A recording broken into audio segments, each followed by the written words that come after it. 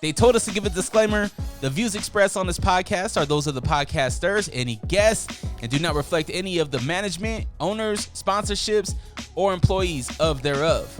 Pretty much, if you're soft, don't listen to this podcast. One thing I pride myself on is just being the same and trying to look out for my folks along the way. Like, even with all these, big things happening, like, you still mad humble, and you still, like, you have enough clout now where you could easily be like, I'm not fucking with this, I'm not fucking with that. Oh yeah, motherfuckers, it's on. Unrestricted Podcast listeners, thank you so much for clicking play. Because of you, those numbers are going up, up, and up. As you know, I am your host, Dre Rocka, here to give you nothing but the best content on the Unrestricted Podcast. Now, today, I got a very special guest across from me. And this is per Tapology, so if these numbers are wrong, I apologize. The number 8 heavyweight in the state of Utah with a 3-3 professional MMA record. My man, I just seen the name update. Yeah. The Tongan Kong, Zeke Latu. That's the one. Was that right? Yep. Everything sound cool? That sounded nice, man. Might get Jackson jealous. Oh, don't do that. Hoops, I'm not going to do it. I'm not coming for your job. How you doing today, brother? Good, brother, good. Yeah, what's good about life, man? What's good about today? Woke up, got to see my dogs, enjoy the sun for a little bit, just being grateful to be alive. Yeah, man. That's good. That's a good thing. Sometimes we overlook the small things, right? Yeah. Just being able to wake up. Right. And have the sun. It's shining. Yeah. It'll change later on in the day. Right. But, hey, snow's a blessing, too. Yeah. If you like it and you wear shorts like I do. You a short guy everywhere? Oh, everywhere, bro. I don't know why. I think it's because I'm lazy. Unless I go to, like, big events, I have to, like, I'll dress up with the Dickies and, the old school ways we used to dress in high school. Dickies Pro Club shirt. I'm still doing that. What are you talking about? Oh, Come on, Pro Club on right now. That's what I'm talking about, bro. That's me, you're a real one. Exactly. Yes, sir. Now, I was telling my wife that. I was like, I don't know when, like, because as long as I had a clean Pro Club and I had some clean Dickies or some 501s, I'm good. Right. Yeah, that's all I needed. That's all I need. Yeah. I don't need all this other, Fenty and all this other stuff. I don't even know the brand name. Gucci. Right. Yeah. Part of it, they don't make my size, but yeah, it's just overrated. Yeah. I think it's just overrated, man. It's like I seen some of the realest people in my life wear simple clothes. Mm-hmm. Even hard workers like construction workers and just people that do like everyday labor type jobs. Yeah. I think they're freaking crazy. I think they're hard. Like I think they're some gangsters. Yeah. Absolutely. Yeah. Did you grow up in Utah? Are you from Utah? Yeah, I grew up in Utah. Where at? What city you from? Rose Park. Oh, okay. But I grew up. So when we moved from Samoa, or we moved from Hawaii and came here, and when I was like 8 years old. But the rest of my life, I grew up in Utah. So originally from American Samoa. American Samoa, yeah. Okay. What's the household like? I met your sister, so I know you got a sister. Yeah. That. Like, are you talking about, like, how many siblings and stuff? Yeah, siblings. Oh, there's 11 of us. I'm the second oldest. Oh, yeah. Same mom, same dad? Yeah. I act so surprised. But, I mean, it's Polynesian. Yeah. Like, it's a Polynesian household. Right, so, right. But a lot of Polynesians have big households. So, yeah. 11. And where do you fall in the 11? I'm the second oldest.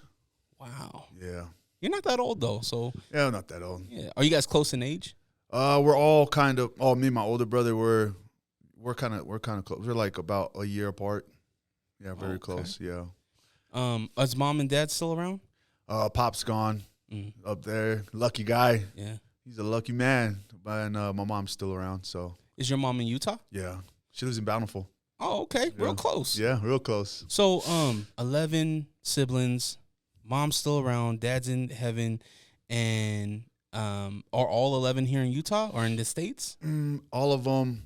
There's only one person, the oldest. He's in Samoa with his family, and he's just doing his own thing. He doesn't want to come over here to the States. Can't tell him. I blame him. Yeah. You know? Is it a simple life in Samoa? I would say it's not like, here the stress is more like bills. Like if you don't pay any of this, you're gonna really you're gonna hurt. Like you gotta get kicked down in the streets, blah blah blah. Like in the islands, like they got bills, but like if you do get kicked out, you're in the islands. Like you got food everywhere, you got family everywhere. Like you're not really homeless out there.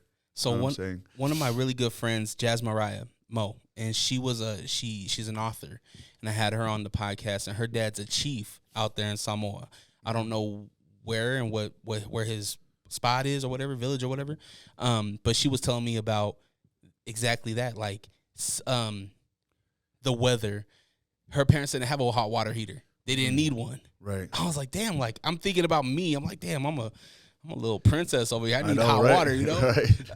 I remember that too. Like, they didn't have any hot water or anything. Everything was straight from the river, the creek, or wherever it's from. But yeah, no water heater, none of that. No AC. So. And you moved to Hawaii when you were 8?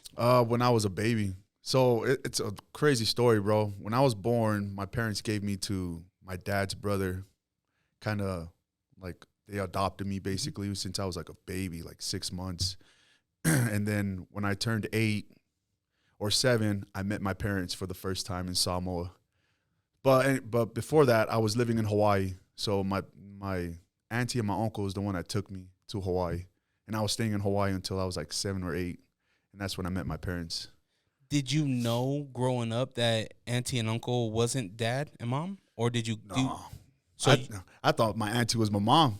Yeah, and like my uncle wasn't really around. Like my auntie and my uncle divorced. Mm-hmm. So it was just mostly me and my auntie and her family. And I thought that was my real family until she was like, "You're going to go meet your real parents." And I was like, "What?" What age are you when she tells you this? Do you remember? About 7. About 7, 8. So you comprehend. You know what's like. Oh, yeah. Do you remember that feeling? Like, was that a shock? I felt it was weird. Like I kind of knew I wasn't like I was different from the other kids. I kind of figured me and my sister, because we were both kind of adopted by our auntie and uncle, but I kind of figured we were different because everyone just looked different. They treated us kind of different. But when my auntie told me, she was my world. Like that's my mom. Like, yeah. When she told me, I was like, nah, whatever. You're my mom. And she was like, no, you're gonna go meet your real parents. And at the time, it didn't hit me. I was like, whatever, it's still a joke, until I went to the plane and I started crying. Please take me back. I'm sorry, whatever I did, you know? Oh, my gosh. Yeah. I'm putting myself as 7-year-old little Dre. I'll be heartbroken, man. Yeah, I was. Like, that flips your whole world around. Oh, man, flipped it completely, bro. And this is your world. You're close to auntie or mom at the time, right? Yeah, she spoiled me, bro. I knew how to like work the tricks around her and everything, dude. You know what I mean? Like, you knew how to manipulate her. Yeah, I was like, because I knew she loved. Like, I was so spoiled by her, bro. And like, I could tell my first cousins were kind of jealous sometimes. But as I got older, I kind of figured why she was like more nicer to me. I wouldn't say nicer, like spoiled me or showed more love towards me, because she probably thought that like I felt like I wasn't belonging or anything. She knew the situation. She knew that once she broke this news. I would love to ask her how she felt. Yeah, that would be dope, bro. You know, how does she feel raising her nephew as her son, and then turning and, you know, meeting, you know, the biological mom. Right. That has to be heartbreaking too. Yeah. You know? So you and your sister with auntie / mama. How was the first interaction with your biological mom? Oh man, I was still kind of strange to it. Like I didn't call her mom. I called her like Mohu. Like I called her by her name. Everyone was by first name basis. I was just kind of, I wouldn't say scared, nervous to be around them, because the culture shock was just different. Like I moved from Hawaii, hot water, you know what I mean? Yeah. Like everything's nice. You got a bed, nice.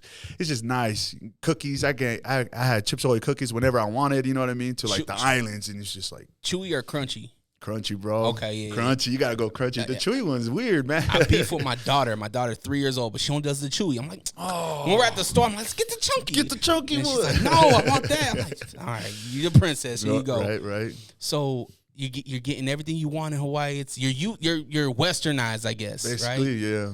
So you then land in a beautiful American Samoa, Pampano, and it was just different culture shock. Like it definitely brought me back down to like being humble and humility to the person I am today.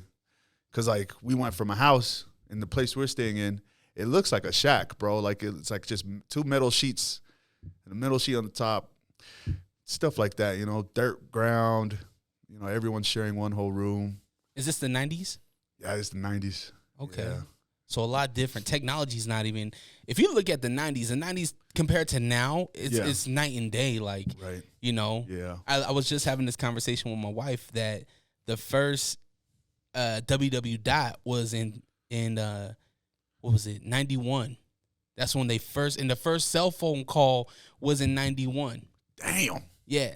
That's insane, bro. So you're older than the first, like, cell phone call. Yeah. You know what I mean? That's insane, like, bro. To go back and think about that. Now, you're not thinking about it when you're a child. I mean, you're like Right. 1 years old, right? Yeah. But now you take a step back and you're like, holy smokes, like, we're getting old, bro. Yeah. Getting old. Getting old, man. Did you, when you flew to see your biological mom, were you by yourself? No, we went with, man, I forgot the 2 guys, but it was like a relative of my dad. And they're the ones that picked us up at the airport and flew with us back to the Samoa. Okay. Yeah. So, is mom meeting you at the gates? Biological mom? Our dad, actually, my dad. Mm. And I met my mom at the house. My mom was pregnant. Oh, wow. Yeah. So how was that meeting your father I mean, at the time he's a stranger, right? At the time he was a stranger, and he just, man, he was like, he looked scary when I first met him, because they picked us up and it was dark, and we got in the back of a truck, and I'm just like, oh, who are you? And my dad just nothing's completely silent, just looking at me like, and I'm just like, yep, I don't want to go be here anymore. Send me back. Gosh. Yeah, man, I was just super scared. So do you feel like I wonder what dad was thinking. I wonder if he's like, damn, another bill, or I think maybe, bro. He's probably like, God damn, I gotta feed this other monster. Were you a bigger kid? Nah, I was a toothpick, bro. Okay. I seen pictures, and this whole time I thought I was a big kid, but I was a toothpick as a kid. So you end up, dad takes you. 2 guys are still with you. 2 guys we don't know. Yeah, bro, trust me. As a kid, I was like, dude, what is going on? What a journey. Yeah, it was crazy, man. And then what's the interaction with your biological mom? Your mom when? She hugged me, she kissed me, it was like she was crying, and I remember that. Like, she was just so happy to see me. But my first question was like, when am I going back to Hawaii? She's like, next week. Next week came every other week. Like, it was just like, next week. So how long did you end up staying, or was you this? We stayed there for about a year. Okay. About a year in Samoa. How was maybe less? My memory's kind of off. Yeah, I mean, you are a fighter. So. Yeah, maybe a lot of punches to the goddamn dome, bro. So you, what's elementary like? Going from elementary in Hawaii versus elementary in Samoa? Honestly, bro, I loved elementary in Samoa. I loved it, man. It was in Hawaii, it was weird. I was getting bullied in Hawaii. But in Samoa, everyone equally gets bullied. It was weird, bro. Like, everyone just gets beat up. I didn't feel left out. So everyone got their ass whooped. But it was just different. It was I liked it in Hawaii, in Samoa. It was pretty cool. Do you remember your first school fight? I never had a school fight. I was more like, I was always running. But like, it was crazy. Like, they don't have bullies in Samoa. In Samoa, they had like these guys, or the kids my age, a little bit older, and if they seen someone getting bullied, they would go and bully that kid. So it was like they were policing. It was pretty cool. So when they seen me always like trying to run away, and I had my older brother, and so it's just like, hell yeah, I'm just gonna run to my brother, just let him handle all these guys. In Hawaii, I didn't have that. In Hawaii, you just had a younger sister. I had my younger sister and my sisters, like my first cousins. But they're my sisters. Yeah. And but they were way older than me. We're never really around or anything. But in Samoa, I just run to my brother. It was pretty nice. Yeah, finally having a brother. Finally having like an older a protector, brother. Yeah, you know? He's just like, I'm going to tell my brother, and just run to him. That was something that so I have a biological brother, Darnell. He's in heaven. But he was in and out of prison, and but he was a hero to me because he was a big, stocky dude. He was, a 6'4", 220, just like a massive guy. And I looked at him like, oh, like you're the guy, Right. And so when I moved back to Utah, and I rekindled with him because I didn't grow up with my brother. I grew up with just my father. And but there's something to be said about having a sibling an older sibling, right? You know, especially a brother, because I see it in my kids. You know, they look at my oldest. He's 10 years. The one you see, he's boxing, right? Yeah. He, you could tell that they're looking at him like he is. Like that's my brother. Yeah, like, I can run to him for anything. Mm-hmm. I feel that. Yeah. Did you do any sports in Samoa or Hawaii? No, in Hawaii, I tried track and field, but it wasn't. I really didn't do anything, to be honest, until we moved here to Utah, and then we tried football, and that wasn't my thing either. So, take me through the migration of coming to Utah. Oh, it's so freaking weird, bro. So we stayed in Samoa, and me and my siblings, there was like 4 of us at the time. Me, Annie, Tana, and Noke Max. Yeah, about 5, actually. 5 of us. And we're in the islands of Samoa. And my parents came here to look for a place, so we stayed with another family. Yeah, I'm going family to family to family, bro. When you say here, are you talking straight to Utah? Straight to Utah. Okay. Or Cali, then Utah. But, like, they're basically coming here to, I don't know, look for a place for us to stay, basically trying to establish somewhere for us to be when we come to the States. So we stayed with another family for like about 5 months or something like that, 6 months, and then we came here to Utah when my parents finally settled, got a place for us. So are you still in the 90s or is this early 2000s? Still 90s. So it's still 90s. Yeah. You end up in Utah. Is this a Mormon family? Are you guys heavily into the religion? Yeah, we're big from Mormon family. Okay. Yeah. You have your siblings. You're here in Utah. You start elementary school here in Utah, or are you in middle school? You're in elementary. Elementary. And Parkview and Glendale. Yeah, I was gonna say Parkview. Yeah. So I went to Mountain View. So, oh, okay. Yeah. So turn this off. Yeah, no, man. You've done podcasts before. I know. My bad. Yeah, you're on a little press run now that you're back on social media and stuff. I know, bro. I'm over here going crazy, bro. My bad. Getting all the text messages. Shoot. Okay. There it is. You know there's airplane mode. You don't even have to turn it off. See, I don't even know. I'm still new to this iPhone shit, bro. So you come to Utah. What's the feeling of Utah? Because a lot different than any island, right? Way different, bro. It basically is an island, but in the States, because there's a bunch. I see more, like, I still see my Polynesian people. I see Tongans, Samoans. But that's the first time I seen different ethnicities, like Mexicans, black people. Yeah, what was that like, bro? I thought they were Fijians. Oh yeah, yeah. I could see that. But like, I just thought. But also in the islands, we got dark skinned people too. Like I'm considered dark. Okay, maybe not. Shit. I know everyone's like, this motherfucker, dude. Shit the hell up. This nigga think he's dark. Oh shoot! Hey, I take it all back. Whatever I just said. When I seen like different ethnicity, I thought it was cool, bro. Like some of my best friends to this day are like Mexicans, black people, like some Palangi, like some white boys. But yeah, it was cool, man. I liked it. I would imagine that being the -- culture shock, going from a heavy Polynesian base or. In Hawaii, it's a lot of Japanese too, right? Yeah, a lot of Asians. Yeah. Yeah. Utah doesn't have a lot of Asians. No. You know? I mean, unless you consider, like... Unless you go some parts of, like, Glendale, Rose Park, like those little neighborhoods in there, but that's about it. For the most part, yeah. So, what was school like here in Utah? Man, it was cool. It was all right. Elementary was all right, but...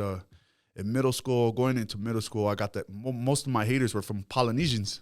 I think it's because I was hanging out more with my other friends that were like different ethnicities and stuff. So I ran into some bullies, you know, the typical story of bullies in here and there. But are you still running during this time? No. So you're confronting when you have an issue. You're like, I can't handle myself, bro. My first fight was at Parkview. Really? Yeah, I bit a kid. I didn't know how to fight. I was like, he's surviving. Yeah, I bit the shit out of him, man. I'm serious. He had like a big ass teeth mark right here on his bicep. Damn. Did you? I got in trouble. No, I got in trouble. Yeah, but after that, I was like, I'm just gonna bite everybody. They just called him the biter. I'm gonna have to bite everybody. So you Was there a lot of that though? Did you get into a lot of trouble adolescence? Yeah, just a lot of fighting. That's it. Like it was a lot of there's Zeke. Let's go jump his ass. Why? What were you doing? Bro, it's because I'm telling you, bro, I don't know what it was. It's probably because I wasn't hanging around with a lot of the polys. This is where we're still living in Glendale. Yeah. So I wasn't really hanging out with a lot of the Polynesian. And then I wasn't taking no one's shit. Like I wasn't going to kiss ass. You know what I mean? Zeke, I'm sorry. It just hit me right now. This question just hit me. You were living in Samoa, but you're the Tongan Kong. I know. It's weird. So do you have Tongan descent? Yeah, so I'm Tongan, but I'm Tongan and Samoan. Okay. My dad and my mom have Samoan mixed blood in them. Oh, okay. But since my dad was adopted he has Samoan blood in him, but he was adopted to his auntie, basically kind of like me. Yeah. And he doesn't really like talking about his real side. So he's never really explained anything to us. All he says is like, yeah, you guys also have Samoan. Zeke, have you ever played a game called Chinese checkers? You ever play that game? No. So there's this Chinese checkers game, and it's a very complex game. And when you're telling your story, I just think about that game. It's fucking weird, bro. I'm telling you, dude. There's a lot going on. My story is fucking nuts, man. Because when you say Glendale, so I'm from Glendale, and there's a big Tongan community in Glendale. Yeah. Especially in the 90s. Yeah. So when you say that, I'm imagining putting myself back during that time. So I lived at the Heartland Apartments right off of Redwood. Right. And that was something that was always around in the community was the Tongans, really. Yeah. So you're saying that these guys were like, yo, he ain't hanging out with us? Yeah, man. It felt like guy? that. It's just super, like, they're just hating a lot. I don't know what it was, man. There was a few that was cool with me, but, like, I feel like it was just out of, like, empathy. Like, damn. Yeah, bro. It was like that, man. But I didn't give a shit. Like, at the time, like, because I was more worried about my siblings. I was more worried about my mom, my dad. At the time, my parents was, like, going through some crazy shit, man. Like, they were this close to being divorced. Like, oh, man. So my mom was pregnant, dude, and just, like, shit like that, man. So it was just, like, whatever happened at school, it was just adding on to the more bullshit I had to deal with at home. But I just figured, like, the shit at home is worse than the shit at school. Yeah. So I didn't give a shit about nobody over there. That's tough for a kid, right? There's a lot of worries, and that's one thing that I try not to do with my kids. That's good, brother. Is not to have my kids worry. If I'm struggling, if I'm about to lose my car, rent's overdue, whatever it is, I try to always like not show my kids, making sure they get a hot meal and we can watch wrestling. You know, the joys in their life. I want to keep it there. But then sometimes I'm like, damn, I need to sprinkle in some struggle into their life a little bit so they know, So sometimes I just cut off the power. Oh, shoot. It's like, oh, shoot, there you go. You got to pull out the candles. Remember those days? Yo. Oh, damn. I was just telling my wife that I remember washing in the tub, washing my clothes. Yeah. And they'd be all stiff because we didn't have laundry soap, so I'm using Dawn. Oh, shoot. Damn, you're making me feel old, bro. No, you are old, Zeke. Oh, damn it.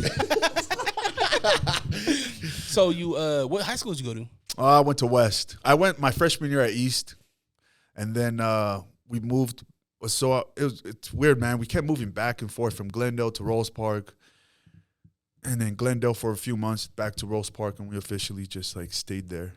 But so I went to Glendale Middle School for my sixth grade, and then my 7th grade I went to Northwest Middle School, and then I went to East my freshman year, and then I finished off at West.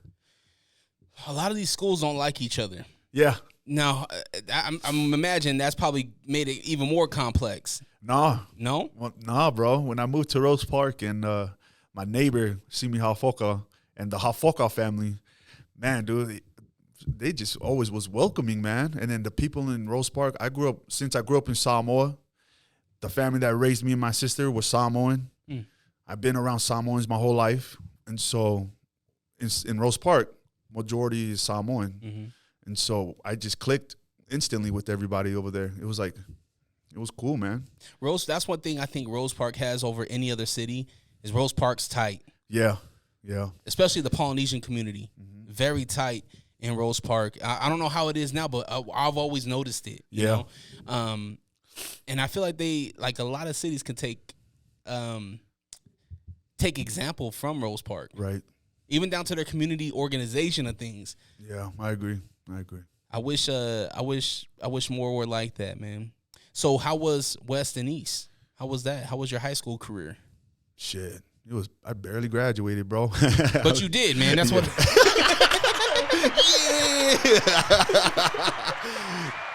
Yeah. He's straight up, but you did, dude. Did you though? No, it was cool, man. Like East High was like, man, I was in school during the time where like the gangbang was still pretty active. I'm pretty sure. Wait, how old are you? You're my age, huh? I'm 35. You my age. Yeah. You around the corner. Yeah. I'm around your corner. Yeah, you're around the corner.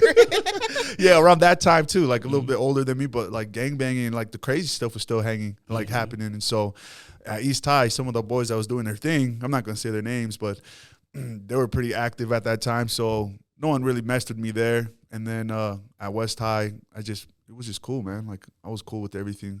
It was just like middle school, and then with the poly community, I don't know, man. They didn't like me in Glendale. Yeah, like the guys my age. So I mean, it's a weird thing. It's not just the poly community, man. I feel like there is a lot of hate within. You know, it'd be like that saying, "It be your own people." Ah, yeah, that's right. It's 100% true. Yeah, and I don't know how the fight community is, and we'll jump into the fight community, but in the hip hop community, I've been doing this thing since 2005, right? And you see it be your own people that be hating on you, that don't want to see you. They say they want to see you do good but their actions speak otherwise. Right. So I think it might be a small town, small city syndrome. Right. Where I don't know what it is, man. I have no idea what it is, but it just feels like the hate outweighs the love sometimes. Or maybe we're just blinded more by the hate than the love. Right. Because as an outsider, I look at Zeke and I see the love that you get. You know, when Rita comes on, when I hit that play button and Rita comes on, I see it. I'm like, oh my God, this guy's a star. And you just feel it, you know? So high school career, did you do college at all? What was life after high school? After high school, I just went straight into the Marine Corps. Oh, okay. Yeah. I just try to get my foot, try to get some, my dad asked me if I can, my dad basically just forced me to join it. Was it because you didn't have any plans, or did you? I didn't have no plans. I was going down the wrong road. I was basically, the fast money life was getting very interesting to me. And I think it was a good start. Like my dad kind of pushed me or guided me towards that direction so I don't fuck up my life. So. Was anybody in your life in the military? No. So you were the first? I was the first one, bro. How was that? Did you know anything about the military at the time? Hell no. I just knew if I joined, my dad would be off my back, and so I just did it. So I basically did it for my dad. Yeah. What was that experience like? I'm actually very grateful for it. I think it was the greatest stepping stone I've ever did in my life. That just set me up for everything else in life. So I'm very grateful for him, for kind of seeing the future of my life if I didn't do that. Because it was actually going the opposite, you know. And so it's easy to go the wrong route when you have influences around you, right?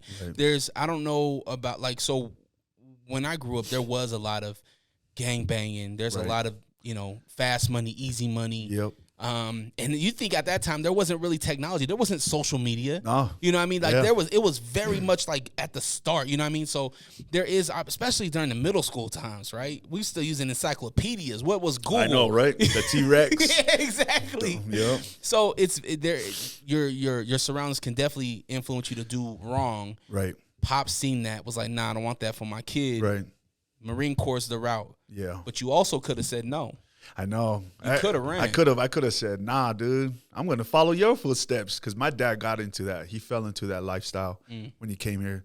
I don't blame him. Like, he had 11 kids, and so each kid eats like a fucking adult. And so that's why he gave you that look. Yeah, he said, fuck. He said, God damn it, another one of these? You did it, Dad. Yeah, it's your fault, old man. But, yeah, he definitely was he's the reason why I joined the Marine Corps. He's the only reason why I joined the Marine Corps. So what was that like going to the Marine Corps? Where was it? Was it here in Utah? no, it was in San Diego, MCRD. Okay. Graduated from over there. So how was that? Were you nervous? Did you know what to expect? What was? Nah, bro. They kick your ass. Cool. I mean, the training physically it's always going to be hard, but mentally they tried to break me, and it's just like I don't know. Like it was cool. Like it wasn't anything crazy to me. Damn. They make it to seem like it's crazy, like in the videos and shit like that. Not me, bro. I'm like, man, I hear this shit at home. You're a piece of shit. I hear that shit at home. Was there a lot of Polynesians in the Marine Corps? Mostly Samoans. Yeah, I think me and my boy Louie are the only Tongans. But out of the Polys, the Samoans were the. It's crazy, bro. I'm just surrounded by a lot of Samoans, you know. So it's that blood. Yeah, it is, man. That little trace that you. That little trace, man. I'm just attracting them, bro. So how long did you do in the Marine Corps? I did 4 years. I just did 4. I could have re-enlisted, but nah, it wasn't for me. What was the what was your job? What were you doing? Just support. Yeah, that's about it. Just helping out the big dogs. And then you're like, nah, this ain't for me. Yeah, that it wasn't for me. It's because it was like getting too political. It was during the time where Barack Obama joined, and everything was just like, look at it now. Like everything was just going downhill. Yeah. And so it has been, man. Yeah, man. So I do truly believe it's a nation divided. Yeah. You know, in 3 ways. Yeah. Where it's like you're on the left, you're on the right, and then you got the guys in the middle that are like, fuck both y'all. Fuck both of you guys, yeah. You know, this is you're bullshit over there, you're bullshit over here. Yeah. Like, when do we get this thing to get sewed up back into just one, you know, into one nation? Right. It's politics is it's tiring. Yeah, I was tired of that shit in the military. Yeah. So yeah, I just had to get out. Yeah. It drive me nuts. So then do you come back to Utah? Yeah, I come straight back, hang out with my mom and dad for a little bit. So. And you just at what point do you say, hey, I want to try getting into a gym and trying? When I went to college, when I went to Slick, I tried to get my GED, and kind of find out I'm fucking dumb, bro. So I was like, fuck this shit. Hey, I'm not dumb. I just didn't like. Yeah, I don't like that talk. Yeah. You're not dumb. Thank you, brother. Delete that shit. Hey, let's go back to, and he got his GED. Yeah, and I got my GED. No, it's just, I don't know. I didn't think it was going to take that long. Like, it would take my whole life to go to school. Because I was like, it was going to school early in the morning, and then it was school at night. And I was like, dang, I thought it was just all going to be one after the other, like high school. But it was just like whenever times are open, you had to go in. So I just stopped going to school. It wasn't for me. I tried it, and because all my buddies that got out the military, they tried it. Now they're like, they have a master's degree and everything, whatever they're doing. But I was just trying things to see if I liked it, basically. Finding yourself. Yeah, I was still finding myself. And, yeah, that wasn't it. So on my way walking to Beto's, because I didn't have a car, and Slick is like hella far from Beto's, the one the one in Glendale off of Redwood. I walked one day, and I walked all the way to Beto's, and on the way there was a gym called Victory MMA, and it had like a billboard on it and everything. I was like, oh shit, they got an MMA gym here? Right when I walked in, bro, I seen everyone doing their thing, and I was like, this is where I fucking belong. Like, I felt happy, man. Like, it was like, I don't know. It's just like, I walk through the door, I see everyone just like dying and getting beat up and smiling and stuff like that. I was like, yeah, this is what I want to do. When you paint that picture, I'm thinking that's probably not much more different than the military, though, right? Yeah. Like, you guys are still working, you're still training as a team, and you guys are going through the struggle together. Yeah. It basically reminded me of the military. Because I have a strong bond with a lot of my military boys, and like till this day we're super close, and so that kind of brought back like good vibes and good memories. Isn't that weird that we as humans, we crave that, whether if it's joining a gang, whatever gang you call that, right? Whether if it's the police, a street gang, right, politic gang, or we're joining a gym Right. with one name with guys that we support, and we, you know what I mean, we have our own little handshakes and we all wear the same gym attire, right? There's a correlation between us and having to be a part of a tribe. I know. Why is that? Like, I've always wondered that too. Damn, you brought up a good point, man. There are nomads out there where it's like, fuck everybody. Right. But at the same time, that nomad is going to find other nomads. Yeah. You know what I mean? No, I know what you mean. Yeah. So they end up being a tribe. Just a tribe of one-offs. You know what I mean? Yeah. I have no idea why we are attracted to those things, but eventually it's going to happen that you will gravitate to your tribe. Mm-hmm. That's exactly what happened to you. Bethos in hand. Did you have the Bethos when you went into the gym? No. I didn't even make it there yet. It was before I got to Bethos. Like the gym, like here's Bethos, here's the gym. I'm just walking. I'm like, oh, there's Bethos. And then I see the gym and I'm like, I'm going to stop here first. And then that's how I fell in love, bro. Who was, you said it was Victory. Is Victory still around? No, they're disbanded. That gym is done. Okay. So what year was this? Late 2014. Okay. Yeah. So you go in, you introduce yourself to somebody? Yeah, I talked to a guy named Cam. He's like the owner. He was the owner of the gym. Mm-hmm. And after training, I was like, hey, how do I get a fight? And he was like, oh, it's one of these motherfuckers. These guys that come in the gym think they could take on everyone. So he basically had me spar the next day with a bunch of guys. And I survived. Like, I didn't whoop their butt, but they didn't whoop mine. It wasn't like you would expect them to beat the shit out of me for a guy that just came off the streets. But I'm just eating their shots and I'm firing back too. Like, and then they were like, oh, there's a fight in 2 weeks. You want to do it? I'm like, yes, I want to do it. 2 weeks, bro. 2 weeks. So I just did it. Got my ass whooped.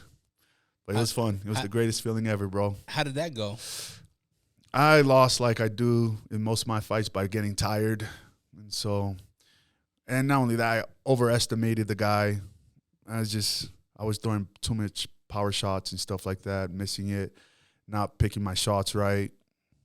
Typical amateur fight, you know, and I just lost in the third round. I was so tired. I looked at the guy and was like, come on, motherfucker, finish it. And like, I was just so tired, bro. Like, my hands dropped. Like, come on. Oh, man. And he's just like, I was like the only window he had, because if not, it would have went to decision and I would have won. But I was just so, come on, 20 seconds left. And he was just dink, dink, dink. And the ref stopped it. I was like, what promotion was it? It was for Jeremy Horn. Oh, okay. Yeah, Jeremy Horn. Yeah, salute to Jeremy. Yeah. So you get the taste. You get that taste of a fight. Yeah. You go back do you go back the next day? Week? Yeah, the next week, Monday, I was back in training with a black eye, swollen lip, like purple nose. And the coach was like, run. I was like, all right, I'm running. But I felt good, bro. Like, I wasn't sad, depressed, or anything. I was just so happy that I found something I wanted to do for the first time. It was my own decision. I wasn't doing it for anyone else but me. And, like, I finally went through with it. Because I would always say growing up, oh, I want to be a fighter. When the opportunity presented itself, I would like, just shy away from it. But I was just so happy, dude. Like, on Monday, I went back. I was like, I can't believe I'm a fighter now. Yeah. Were you nervous going into that gym? Was it intimidating going into It was very intimidating. It's just because you walk in, you're seeing these guys that you see on TV. They're trained fighters, and they're just throwing punches, kicks, getting hit in the face. There's a guy named Cole Rose. That's my brother right there. That's one of my first coaches, and he's getting punched. If you ever see him fight, he gets punched and he smiles. Well, that's the first time I seen him do that. When I walked in the gym, he would get punched and he'll just smile, dink, dink, dink. I was intimidated, but I was like, this is where I need to be. It brought you joy. Have you ever felt that type of joy and love in your life? No. What gave you fighting? No. Fighting gives me like a reason to live. Like, growing up, going through like different situations, like family to family, from a different world to another world, being the second oldest, looking at how struggles, and I felt like my whole life I was always living for someone else's purpose, you know. And so when I found out, like I felt that feeling when I walked in the gym, that was like pure happiness, man. It was like, this is where I'm supposed to be. Like, it's me. Like, it's weird, bro. It's hard to explain. No, I get it. Yeah. I get it. I think when you find that thing that you love, that thing that gives you that spark, that want to keep going, Right. you got to capture that thing and go after it and love it. Right. And I think it will just continue to bring you happiness, and that happiness will keep on opening doors for other things that are making you happy, you know? But it's not easy. Yeah. You know? Definitely ain't easy. Yeah. It tests me a lot. I think just going into the gym in general is like, that's a huge accomplishment, you know? Oh, yeah. Because as close as I agree. am to the fight scene, I've been around the fight scene for 15 years Right. in Utah, and I've not once went to an MMA gym and did a class. I've had tons of offers. Got you. Guys that are, you know, world class. Yeah. Dre, come on out, man. Like, come on. Yeah. Just try it. Yeah. Never. And there's a deep fear in me of being intimidated by guys that are, you know, going into the cage. Guys like you that are in the Maverick Center, in the, you know, one of the biggest arenas in Utah, and putting on a show. And you could tell that, like, I always say respect this space. You know, regardless on what it is, respect this space. And so if I'm going to a gym, I want to make sure that I'm committed. I'm not just going for one class and calling it good. Like, if I'm going, I don't want to disrespect the space. I want to make sure I respect the space of any gym that I go into. You know what I mean? Right. And what does respect the space mean? It means that I am going to show up. I am going to give effort. I'm not going to quit. I am going to see this thing through, at least not just one class, not just a month, but I'm going consistently. You know what I mean? I'm in there. And I feel like it takes a special breed of person to commit to all that. Yeah. Even if you're not fighting. Just to... Yeah, just like, you know, I agree 100% with everything you said, bro. It's because sometimes you let the mind play a lot of thoughts in your head. And so sometimes for me, going to the gym is a battle. Most times. Yeah, for sure, bro. So you get your first fight, you got the itch, now you're scratching it. You're working towards this thing. At what point where you're like, or what is your thoughts? Are you like, I want to do this professionally? I want to live off of this stuff? I was still working. I was still doing the moving company scene and construction on the side, stuff like that. But I knew, like, I wanted to be a pro fighter one of these days. But at the time, I just was trying to pump out a lot of fights. And I was getting fights, but sometimes fighters would call out the day of the fight. And some fighters wouldn't want to fight me. And so not only are fighters calling off, not wanting to fight me, it made, like, the fight scene for me, like, it was taking forever to reach my goal. My goal was to get a certain amount of fights, and then I'll go pro. But in a year and a half, like, no one wanted to fight me, and I was training my butt off, and I was like, all right, maybe this is a sign for me to quit smoking, partying, take this stuff serious. And so finally I got a fight. I won that, and then I took a break, and I had to quit smoking. I had to quit partying, doing just dumb stuff, discipline myself, and came back to fighting in 2021 or 22. And it was my amateur fight, like an amateur fight coming back. So I got that one out the way, and then I went pro. So one amateur fight. Two amateur fights. Two amateur fights, and then you're like, I'm going pro. Yeah. At what point does a fighter say, I'm turning pro? At what point does that happen? When you feel like you've evolved as a fighter, like mentally, like if you feel, not only that, you have to have the coaches too to be like, hey, it's time you go pro. And most of the coaches are telling me I need to go pro. But like if you feel like mentally you've gotten better, emotionally, physically you feel better, you got enough amount of fights under your belt, then you can go pro. Some fighters now, like the amateur fighters, they want to get 20 fights and then they want to go pro. My goal was just to get 10 amateur fights and go pro, but it was taking freaking forever for that. 20 fights seems like a lot. Yeah. That seems like a lot of fights in a career, in an industry. I mean, it is fast moving, but at the same time, like,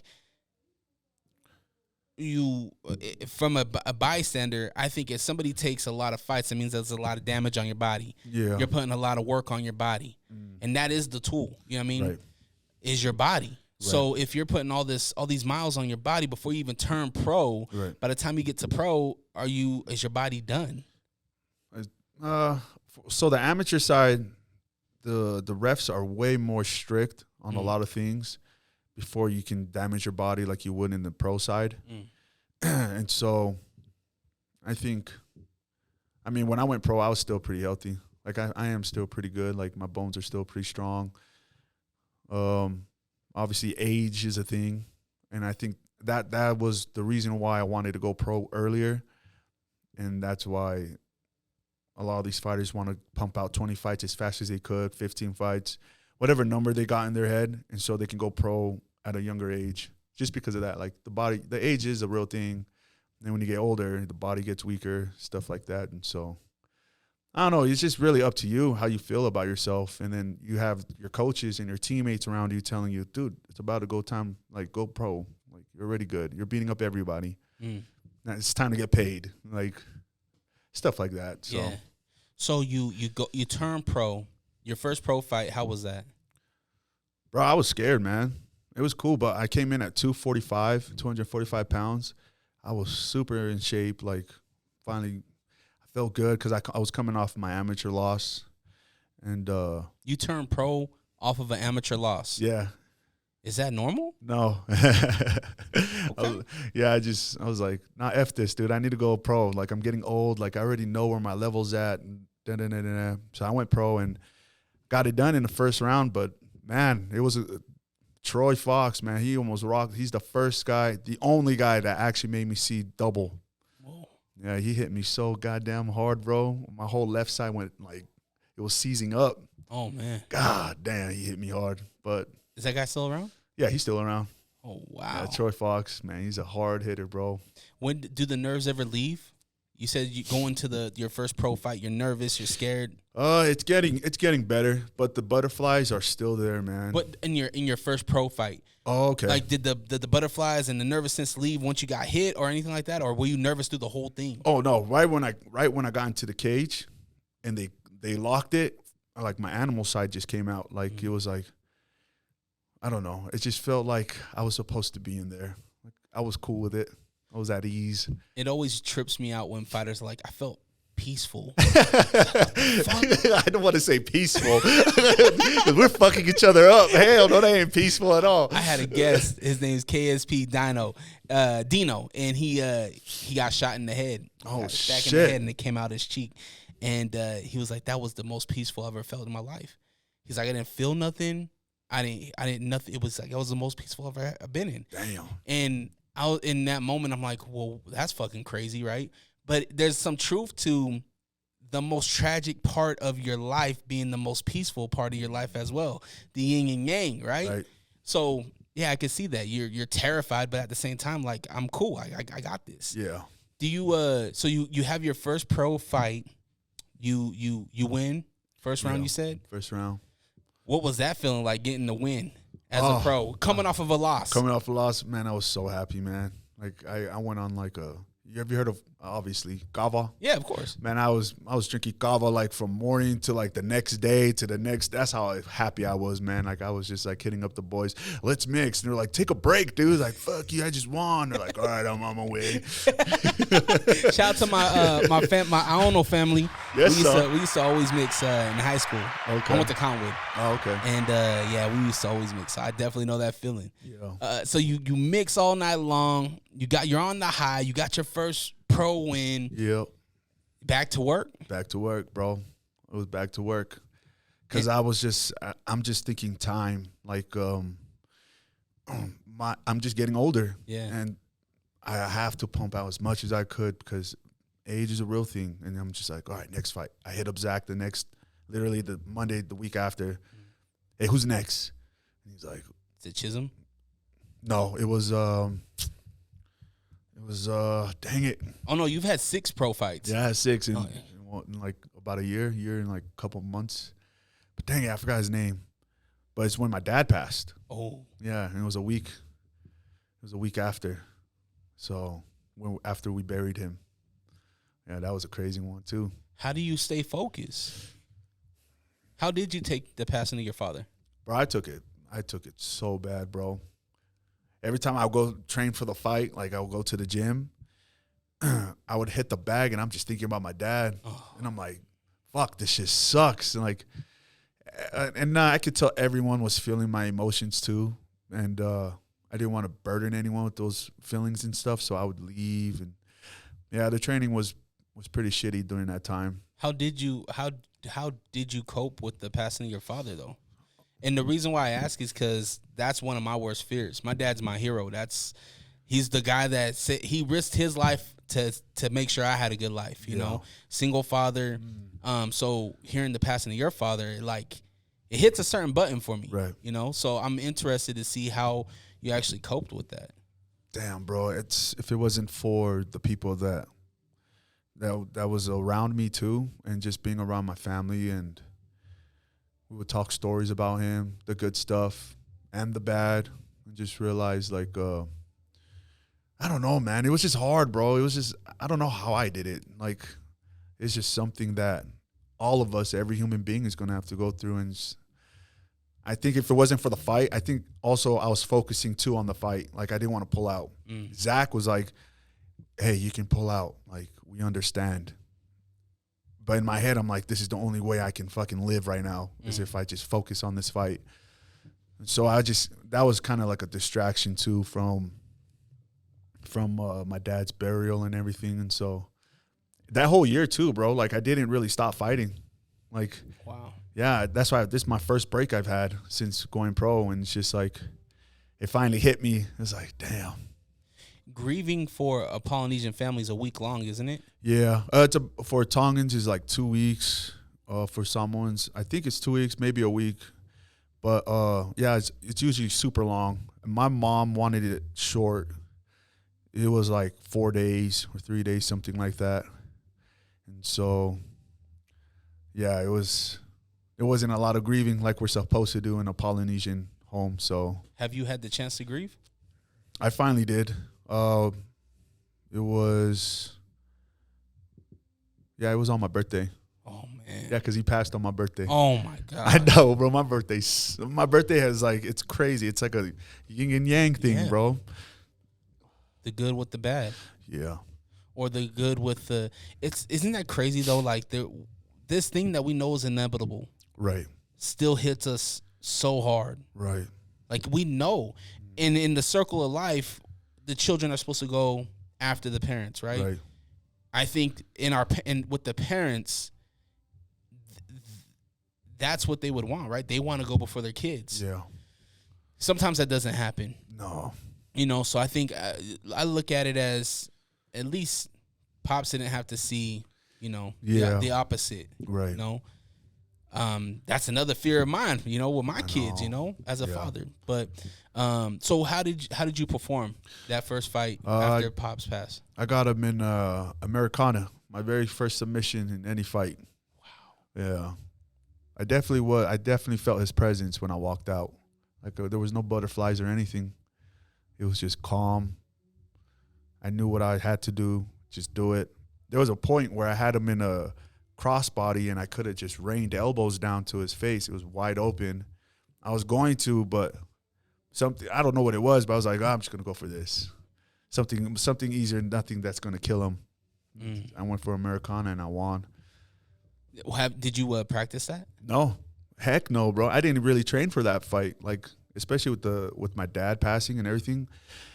I didn't do anything. I was just like, I was just, my mind going into the Maverick Center that day was just get this fight over with. Like, I am so drained. Like, I can't wait for it to be over so I can go drink myself to sleep and stuff like that. But it was definitely opposite, bro. Super opposite. Did Pops get to see you fight? He seen me fight one time. He seen me lose. No, but you know what's crazy, man? Like, I honestly wish I invited him more over to my fights. He would always say, how come you never get me tickets? How come you never invite me to your fights? And I was like, because all you do is talk shit. You know, but it's not like I took it wrong. Like, I took it in a wrong way. In our Polynesian culture, like, our parents, they may talk shit or be real with you, but at the end of the day, they want to see you happy. And so, to play some endearment, right? Yeah, man. It's just like you said, the kids in Samoa, they're going to bully the bully. Yeah. Like, don't talk. We can do it to him, but you can't. Yeah. You know? Yep. That's the thing. And I was just so fucking hard-headed, man. Damn. It's because me and my dad has like a really complicated relationship growing up from the first day I met him. You know what I mean? Yeah. And so like, but it's crazy. He's been super supportive from my amateur fights. I just never really like, I didn't believe in it. Like, he's like, there's no way this guy is freaking supporting me. During his last like months or years of his life, he was just been super supportive. And I think I was just too scared or something to invite him over to the fights. But he did come to one, and I didn't even know. He just showed up. And that just broke me down when I lost and I seen him. I just started crying. I was like, what? Why you pick this one, Dad? Out of all the fights. Out of all the fights, he had to come to this one. What does the family think about this career? They think I'm crazy, bro. They think I'm nuts. My mom hates it, but she also knows that, you know, it makes me happy. So go all out with it. She would always say, like, be like your dad and go all 100% into it, whatever you're going to do. But, son, I don't want you to fight. Like, it's too scary. Just go work and support and help me. And I'm like, I could do that too in fighting. Yeah. I think this is kind of like, I don't want to say fast track to quick money, but this honestly, like the whole entertainment portion of, because fighting's no longer just closing the cage and getting in and throwing. No, yeah. This is an entertainment thing too. Like, this is part of the gig. Like, people need to get to know you. Yep. Now, I'll tell you what, Zeke, is that when you get in front of people, people fall in love with the person, not necessarily your talent. Right.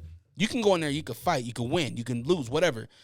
But the people are going to fall in love with the young man that served the Marine Corps, that has a complex family situation, that they can relate to. You know what I mean? Right. And that's only going to make your star brighter.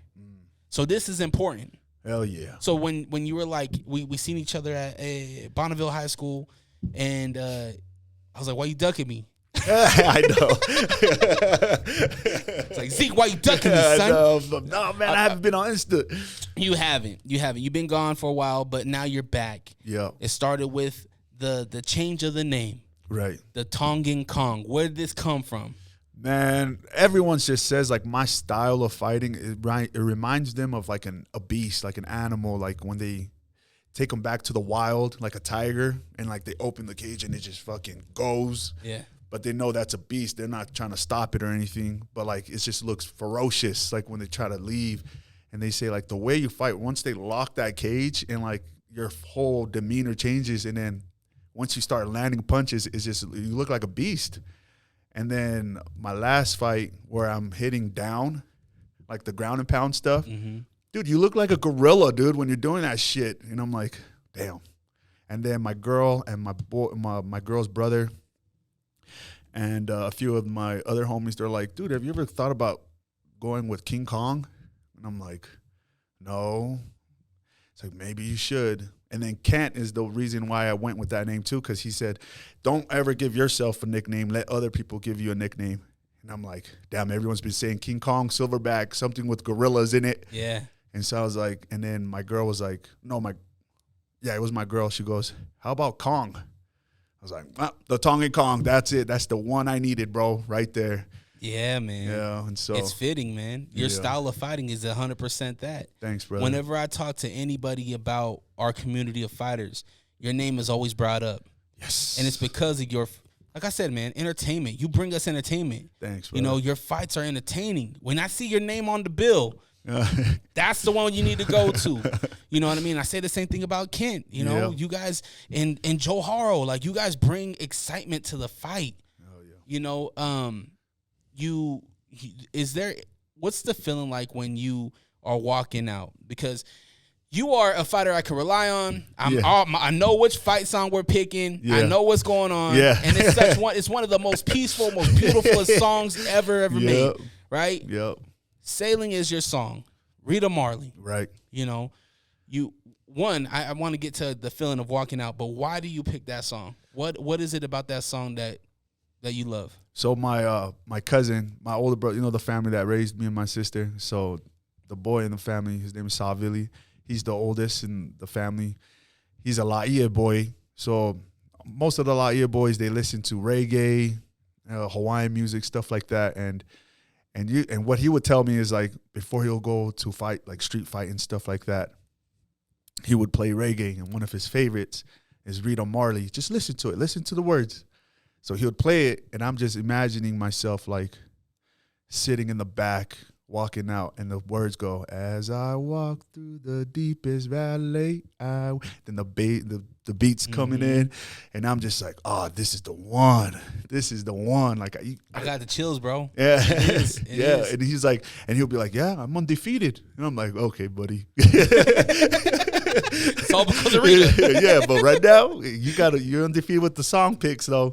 But that's the one. He's the one that introduced me to that song. So you walk out. What's the feeling like, man?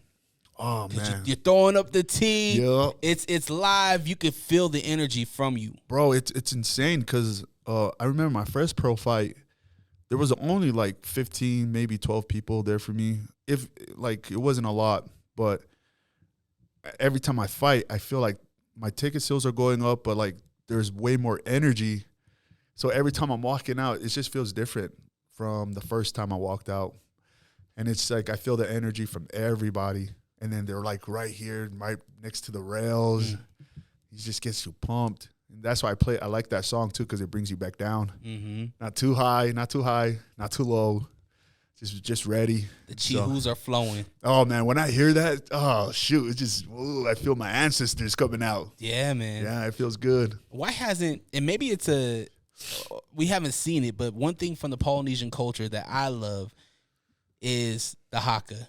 We see it with New Zealanders. Yeah. We see the Samoan haka. We see the Tongan haka. Right. Why haven't we seen a Polynesian entrance with the haka?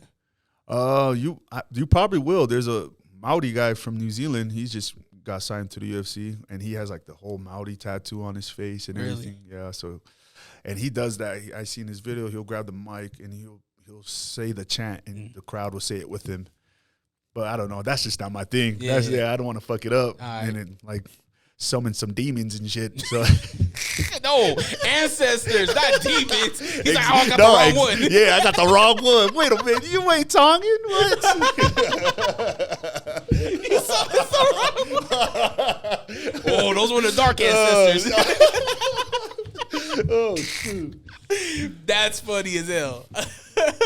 So, I want to fast forward to your last two fights. Okay. Chisholm and Roundstone. Chisholm was I like Chisholm. I like Chisholm. Chisholm is cool. Yeah, cool brother.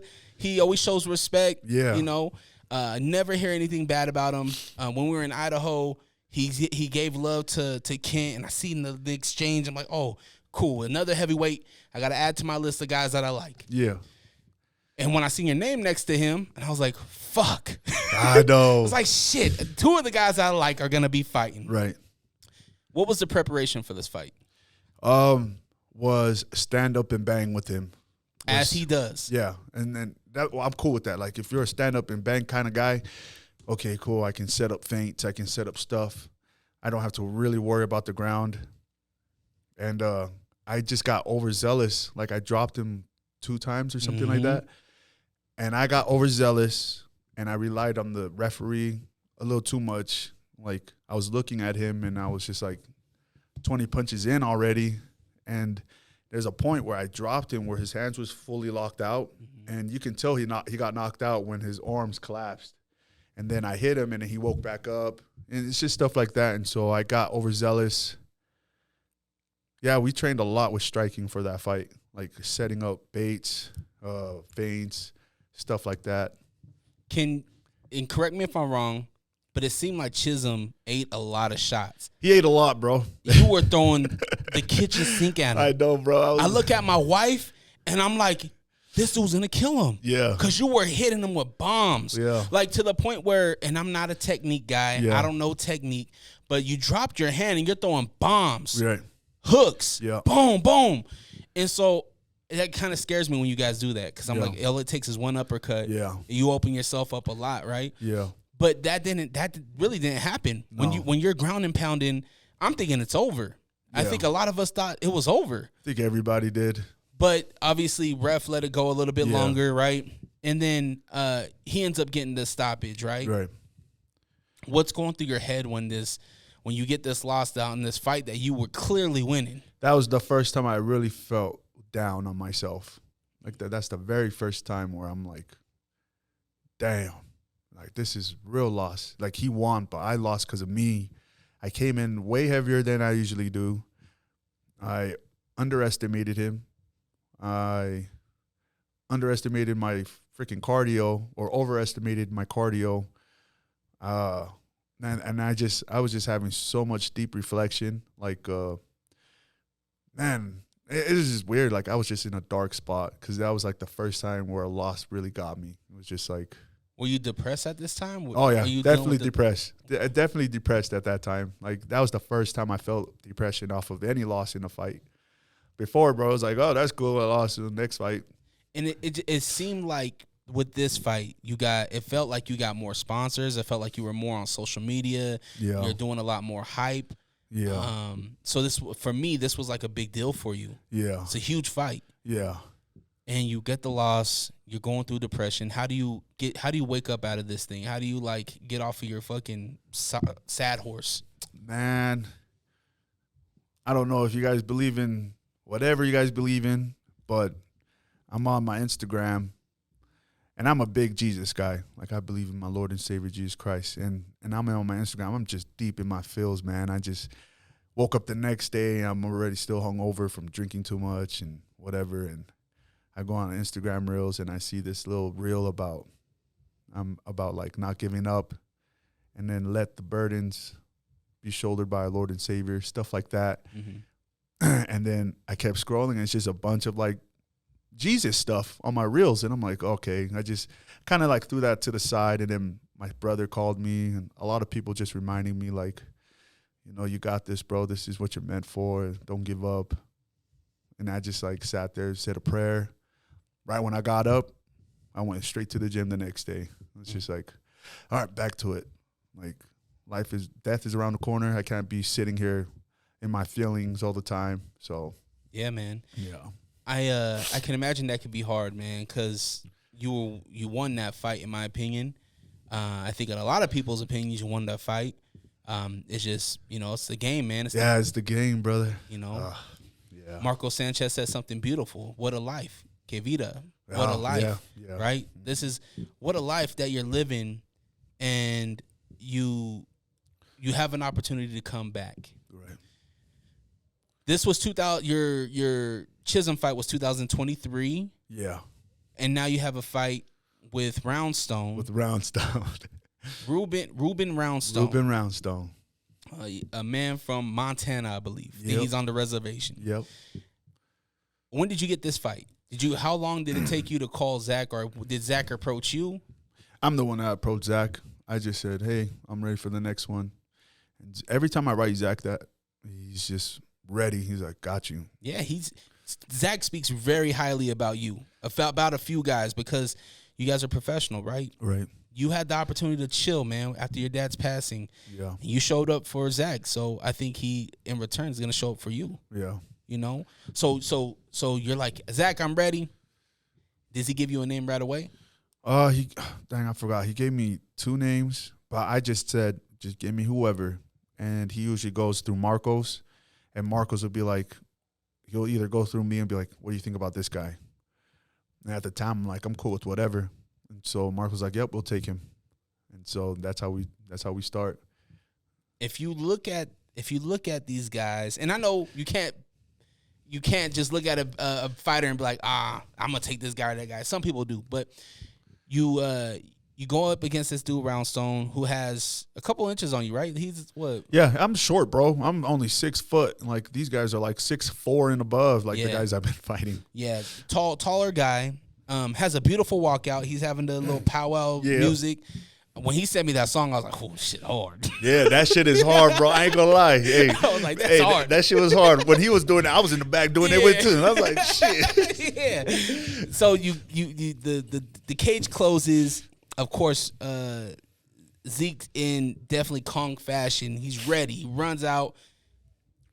No, homeboy ran. Did he throw a knee? Yeah, he did a running knee, and I seen that shit from a mile away, bro. That shit was the slowest flying knee of all flying knees. I was just caught off guard. Like if you see a picture, I'm just like, what the fuck? There's a picture of me just like, what the fuck? And I'm like, is he really doing this shit? Yeah. But he was smart with that because he kept it close. He didn't want to stand and bang. And he got me into his world, whereas, all right, you want to be on the ground, motherfucker? I'll be on the ground with you. And you were punching. He was taking, again, some heavy shots. No, man. Again, a fight you were winning. It goes to you won the first round, goes to the second round, and then you gas out. Yeah. Is that what happened? I wouldn't say gassed out. It's more like I was just patiently waiting. Like I'm just waiting for a certain move for him to do. Like when he got me into the Kimura, I didn't think he was gonna get it. So I was just biting down on my mouthpiece and just letting him burn out. And when I felt him burn out, that's when I tried to roll over. And then his goddamn big ass body laid straight out on my arm and got an arm bar. Got a straight arm. That shit sucked, bro. That actually hurt more than anything else. I was willing to rip this shoulder out than my elbow. Nah, that one was. I felt the bones touching. What? Yeah. Oh hell no. Yeah, that thing was you almost got it. Now you mentioned your first. What was that? Your first pro fight? That was the hardest you ever been hit. Yeah. How did Roundstone and Chisholm compare to each other as far as power? Chisholm has more power than Roundstone.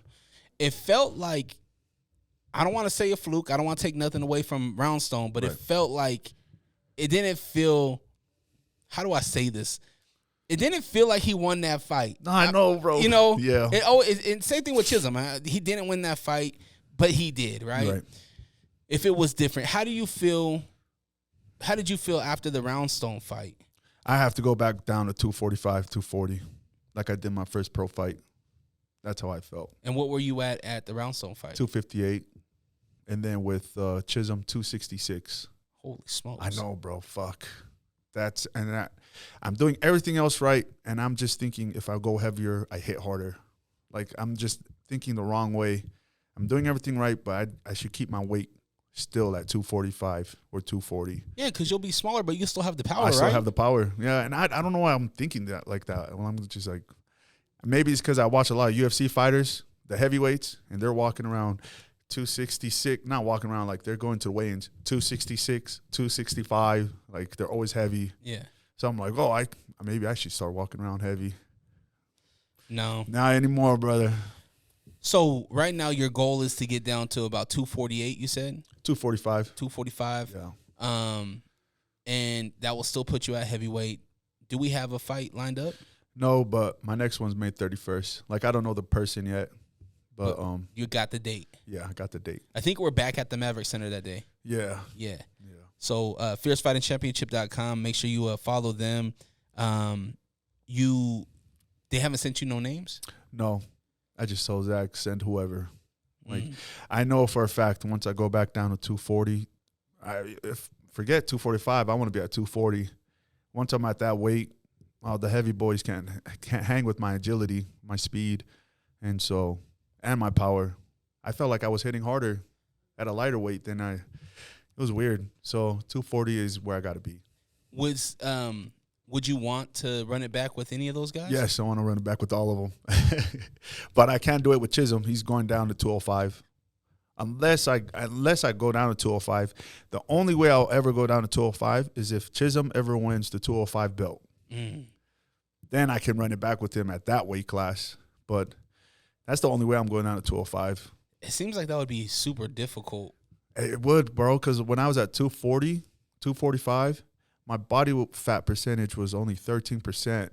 How much more can you lose? Exactly, bro. That's how I was like, Jesus, that's the only reason. That's why if Chisholm wins, or if he ever fights for a 205 belt and he wins, that's my purpose, my reason why to go down to 205. Yeah, I would love to sign me up. I would love to see. Yeah. Who holds that 205? Hatch? Hatch. Yeah. Jerome Hatch.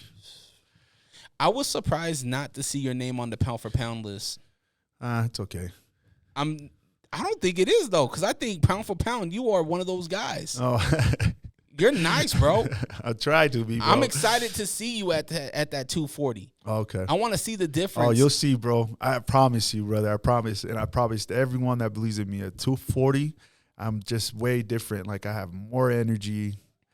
It's just different. And now with the experience of losing and actually training throughout all of 6 fights and actually learning something from all 6, 240, I'm just going to look different. Like, I can't wait, bro. Yeah, abs? Oh, hell no, man. 240, I will. Not right now. For any supporter out there that is in your corner, right? Those people that really want to see you just progress and win, what message do you got for them? May 31st.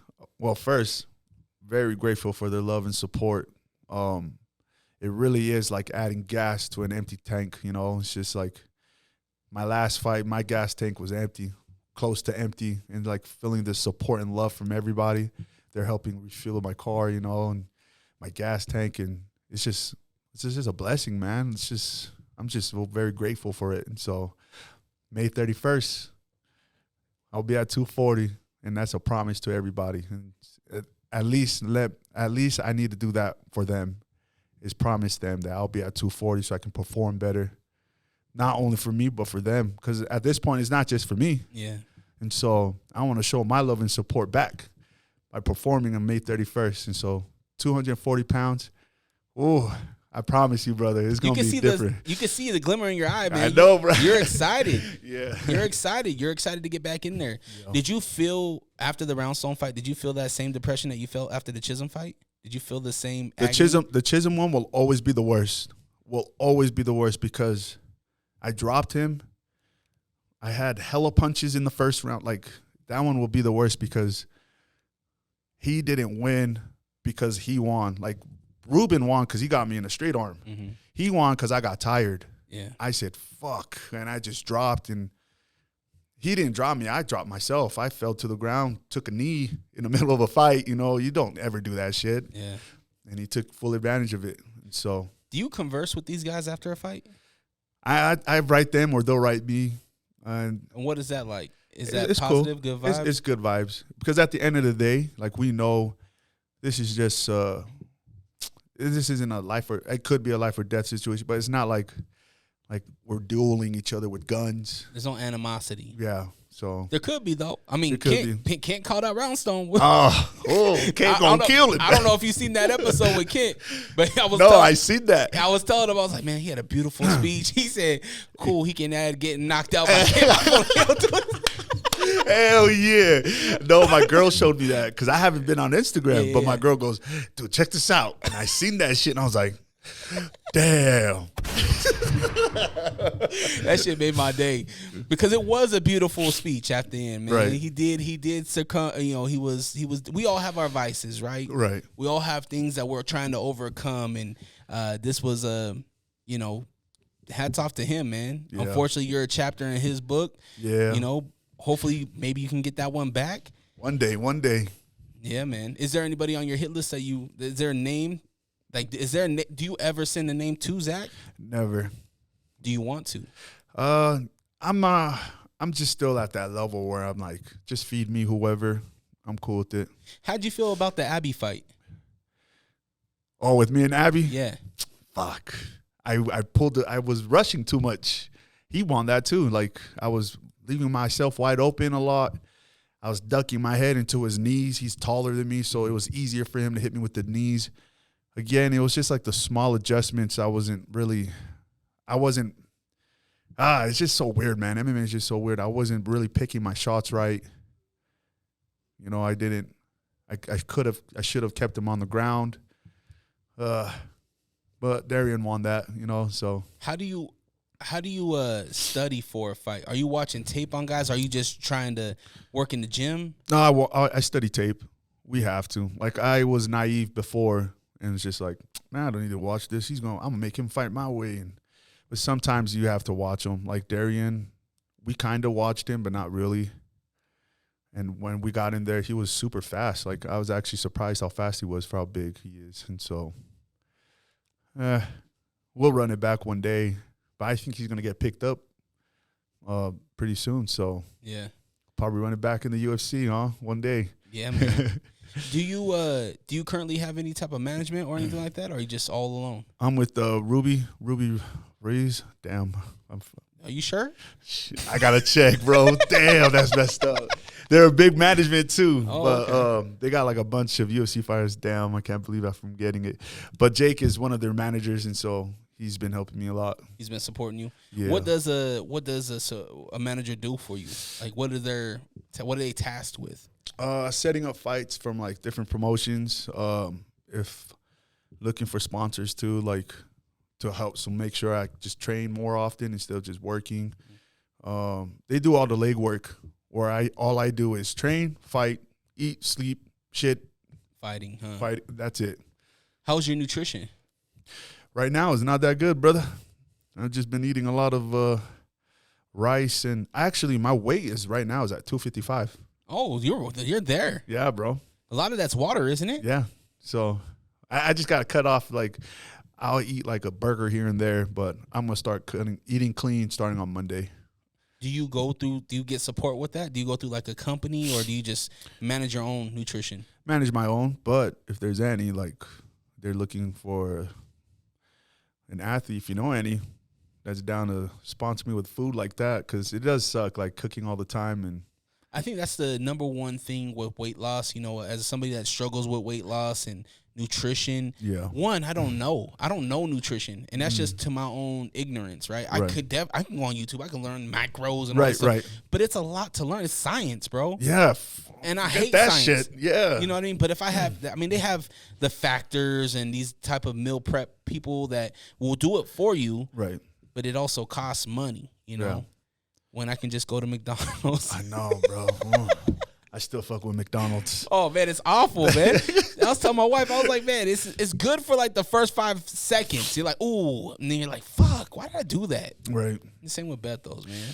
No, I can't give up Bethos or McDonald's. I don't care. Yeah, I feel you. So you feel good? Yeah. How's your mental?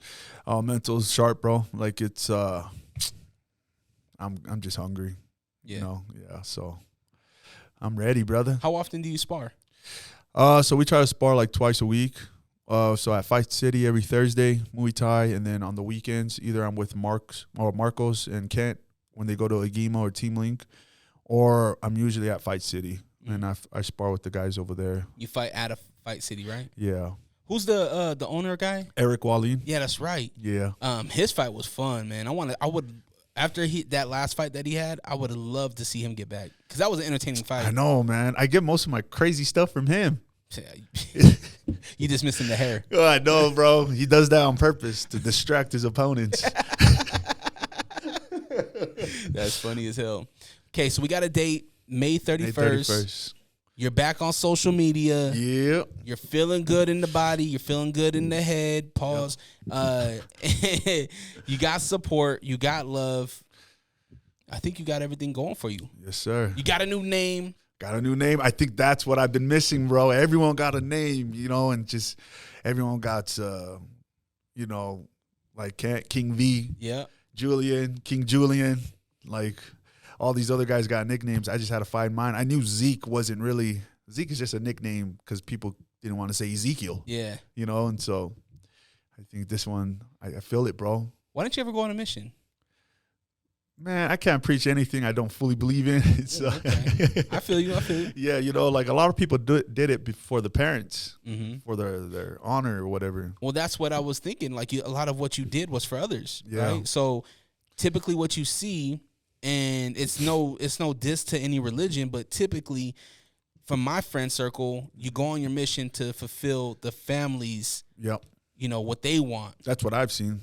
Yeah. Not necessarily for themselves. So, and I know you've been doing that pretty much your whole life, is fulfilling other people's expectations. So that I was curious why you didn't go. Yeah, that I would have been preaching. I would have been saying some bullshit, bro. You would have been sent back? Yeah, I would have been sent back the first week. We caught you drinking in the and flirting on the girls. Do you struggle with alcohol? Nah, no. I just like it. Nah. I feel you. Yeah, I don't like. Before I used to drink a lot, bro. Like, I used to drink. I was just wanted to drink all the time, but no, I don't struggle with it. Like, I'll drink once in a blue moon now. Yeah, a blue moon, huh? Yeah, a blue moon. Well, after your fight, man, we should grab a shot, a drink, or something. Do it, brother. Yeah. Hell yeah. May 31st. It's coming off of Cinco de Mayo. We're going into summer. Summer, yo. Yeah. Do you, after May 31st, you get the win, are you looking for a fight immediately? Immediately, bro. So you want to fight again before the end of the year? Yes. Okay. Yeah, because you took some time off. You fought, what, once in 2023? No, the whole year, 2023. How many times did you fight? 5. 5 times? Yeah. Is that a lot? No, 4. 5. No, 4. 4 is a lot. Yeah. I was taking a fight every other month. Is that so? Do you want to continue that track or? Yes. Okay. Yeah. I really like. Did the coaches agree with this? Yeah. Okay. As long as I stay consistent, maybe like especially with my diet, I gotta stop after every fight. Take like 2 weeks off. I gotta stop doing that. Just a week off is good enough. Yeah. What's the thoughts on Utah MMA? I freaking love Utah MMA, bro. I think a lot of people don't understand how many talented fighters are in Utah, and we're just barely scratching the surface. And so Court McGee is the one, that's starting to show everyone who we are. We got we got so many talented fighters in Utah. It's pretty insane, man. Court has a fight this weekend. Yeah, Court does. Yeah.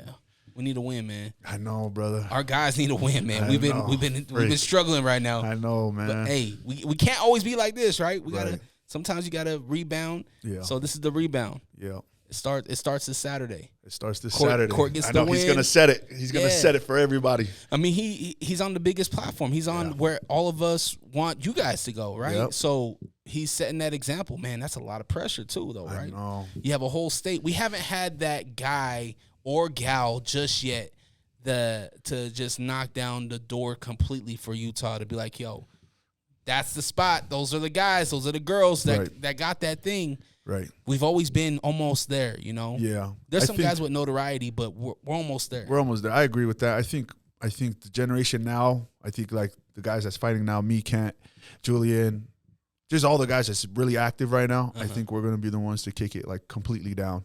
You know who I really like that I don't see talked about too much, and maybe it's just me not seeing it, but that dude Mike Jones. Oh yeah. You're right, man. I like that guy a lot. No, Mike Jones is a bad dude, bro. I remember my first amateur fight. He would be sitting in the back with me, and I'm just like nervous and stuff. He's like, "You got this shit, bro." But he just looked like scary as hell. I felt like he looked like a Conor McGregor to me because he was just on a winning streak at that time. Yeah. So MMA he is too. He just beat Hatch. Doesn't he he hold the just- title? Yeah, for 185. Well, 85. Yeah, I know think so. I think so. I know he had the bare knuckle joint, but that's not MMA, so we don't count that. Yeah. We don't count that, no. Nope. We look past that. Yeah. But yeah, man, I agree with you, man. We're heading in a really good spot. How do you feel about women in Utah MMA? Dude, I think the women here are underrated too, bro. My girl is a fighter. Did you know that? You know what? My girl just told me. Oh, yeah? Yeah, because your girl was at in Bonneville. Yeah. Yeah. She was Yeah. like, "Did you know his girl fights? She boxes, right? MMA. She's 3-2. She got a better record than I do. Is she a pro? She's a pro. Yeah. Why haven't I seen her? She hasn't fought on Fierce. No, Still Fist. Oh, okay. Yeah, all her fights are at Still Fist besides one. I thought that was just amateur though. No, they most of it is amateurs besides the main event or co-main event. Like they usually the last two is unlike Fierce. Most of it is all pros. Does she have a fight? No, but we're trying to. She wants to fight still, but just waiting on her. Yeah, but I think the other girls too. Like you got Caitlin. Is it Caitlin? The one from Gima. Oh yeah. Yeah, you got her. Shorty from Excite. What's her name? Is it Kiwi? Is she from Excite? I think so. They call her Kiwi.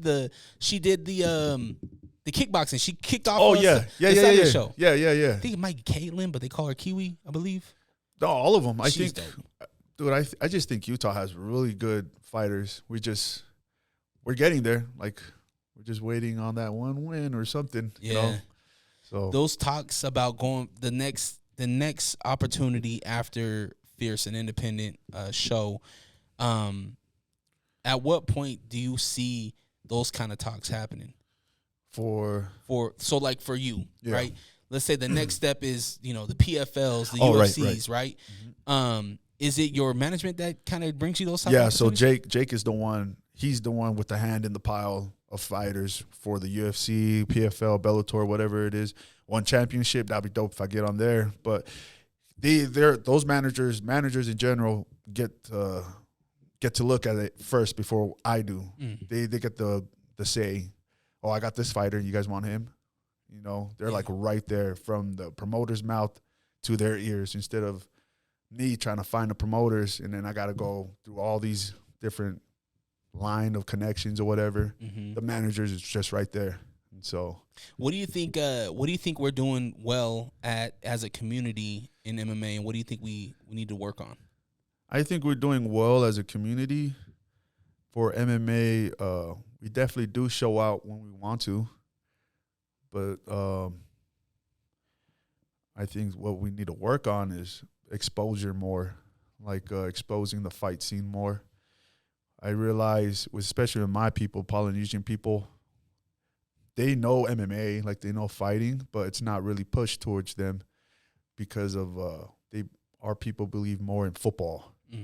Like if you're gonna do anything that's contact related, it better be football. And so like they emphasize a lot in football ideology or whatever you want to call it, like everything around football. So I think if we expose more like what MMA can do for not just the youth, not just the Polynesian people, but for everybody and the youth, stuff like that, I think it would I definitely believe it will make a big difference in showing love and support. I will push back on you a little bit, Zeke. Okay. You are Polynesian. I am. Why aren't you talking to the youth? Why aren't you I setting know, up bro. some things? You You get Kent, you get Taylor, you get all the Polynesians that are in this thing called MMA, and go talk to them. Go to the gyms. You know what I mean? Yeah. Set up a tent, whatever it is. Or maybe maybe you guys got a mutual sponsor. Whatever it is, you guys go and set up the tent. You guys talk to the community. Right. Be like, yo, did you know about this gym down the street? Did you know that you could do this? This will actually help your footwork with football. This will help with your endurance with football. Whatever. Right. It can complement whatever you're trying to do. I agree. There's one thing that I've always heard with mixed martial arts is that it teaches you discipline, right? Some guys on the football team don't have a lot of discipline. That's when you get a lot of fights on the football team between teammates, right? Right. But you think they learn discipline inside that dojo, maybe it might help them even more, Nah, that's a good point, man. So I think there is an opportunity there where you being a member of this community and being Polynesian, I think you could be the starting of that. Right. And it only helps your sponsors too. Whatever sponsorship, hey, I'm going to go talk to kids. I need this, this, and this. We're going to expose it, right? Right. I don't know if you're still with Built, but that'd be perfect for Built, Man, all they do is give me bars. Come on, Man, Built. I need some dough. Hey, but the marshmallow bars are fire. Oh, let me know where your address, bro. I'll have them send them to you. But yeah, man, I think there's an opportunity there for you as well, I agree. do that. Ben, Ben Moa? Yeah. I remember when he went pro, him and I think like two other fighters, I always seen it on social media. They were always going to school. So, man, that's a good point, man. Talk to Ben. Yeah. Legend in the game. Yeah. You know what I mean? And Yeah. he's active on bare knuckle. Yeah. He can literally change the face of what bare knuckle is to certain viewers. Right. They think it's just some crazy barbaric Man, that's thing. a good point, dude. You know what I mean? Yeah. So you get the homies, get Ben, get Kent, everybody. Kulu. Yeah. Hey, what do you think about Kulu? I love Kulu. That's a bad dude, huh? I love I Kulu. freaking love that guy. I love Kulu so much that I've never heard him talk. Because his English sucks. But still, like what is he? He's Tongan and Nigerian. Okay, so that's the real Nigerian nightmare right there. That dude is a specimen. That dude's body, pause, like, whew. Ooh. And when I seen homeboy talking shit at the weigh-in and try to you seen kick that him or something, Yeah. I was like, dude, you just woke up a beast. Yeah. You just made the wrong move. Yep. And he's another one that he turned pro, didn't he? I don't know. Did he? I know he holds the amateur belt. Yeah, he holds an amateur belt. He hasn't turned pro yet. I think he should. He's light heavyweight, right? In light heavyweight. It's a scary dude. At 205. Ooh, him and Hatch would be crazy. That would be fun. I think distance on Hatch. Yeah. Hatch is a brawler. I think I think Kulu uses his distance, kicks, jabs. Yeah, that'll be fun. It'll be a good one. Zach, make it happen. Make it happen.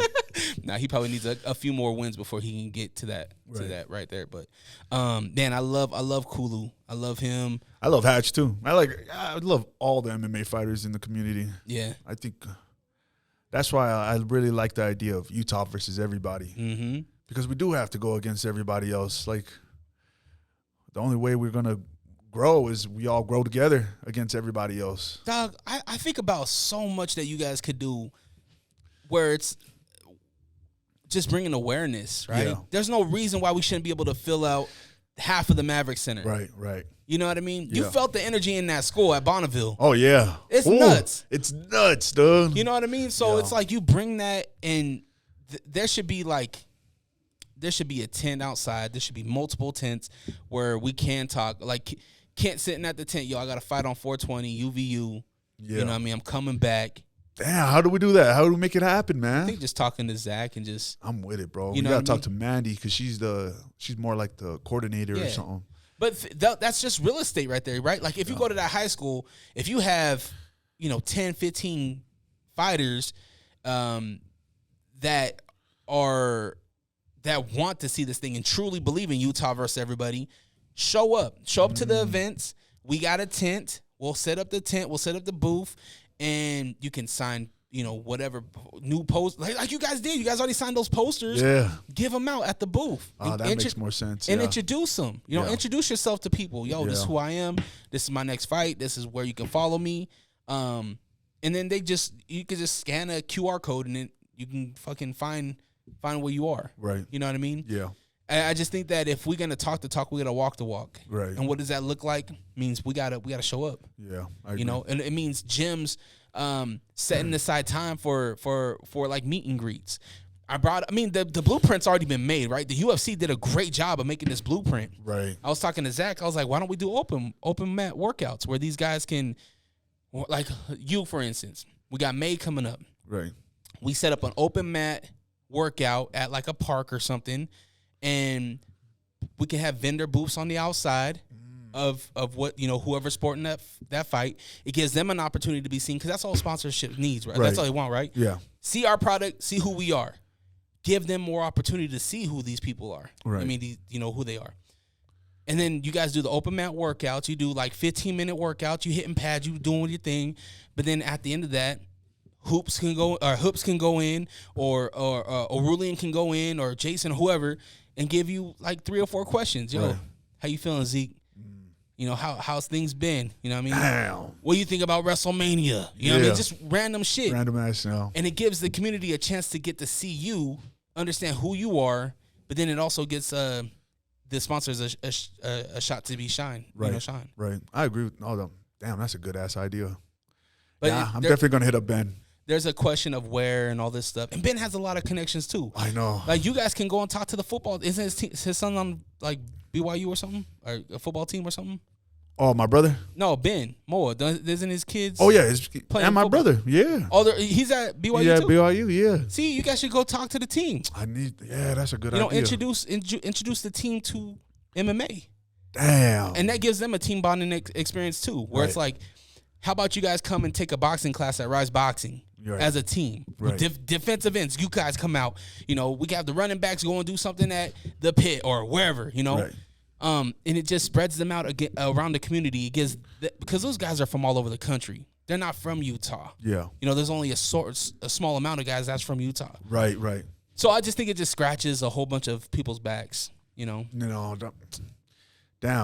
It's just thinking like that. I guess I'm just thinking more like a fighter. Yeah. I mean, as you should, right? Yeah. You got to focus on May 31st. No, but it's also like that also helps out with the promotion too. It's like going out there and doing that. And it doesn't really take that much time. Mm-hmm. No energy at all. Nope. I'm not over there fucking sparring little kids or whatever. No, it's talking. It's telling your experience. It's just telling. So, no, that's a good point, bro.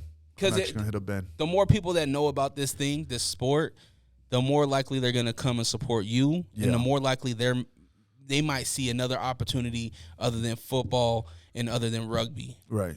You know what I mean? Yeah. Or basketball. Oh, that makes sense. Yeah. Or becoming a rapper. because most of y'all suck. Hey. Who you talking about? No, I'm just playing. All right, let's jump into a segment called Questions. We've been running damn near 2 hours, so we'll wrap this thing up. Oh, shit. All right. Are you sick of podcasts that just interview people with the same questions and gossiping nonsense? Are you tired of hearing about what's wrong with the world? Can you locate your nearest orphanage? Who cooked the Last Supper? R.I.P. Mr. Potato Head. Seppuku Harakiri.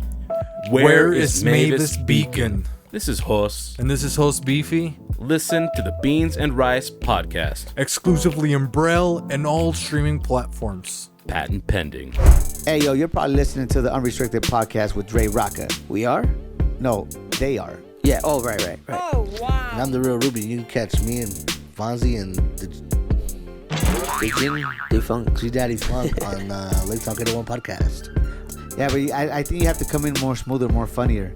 Like, yeah, they could catch us on the Lake Talk 801 podcast. Yeah, y'all can catch us on Lake Talk 801.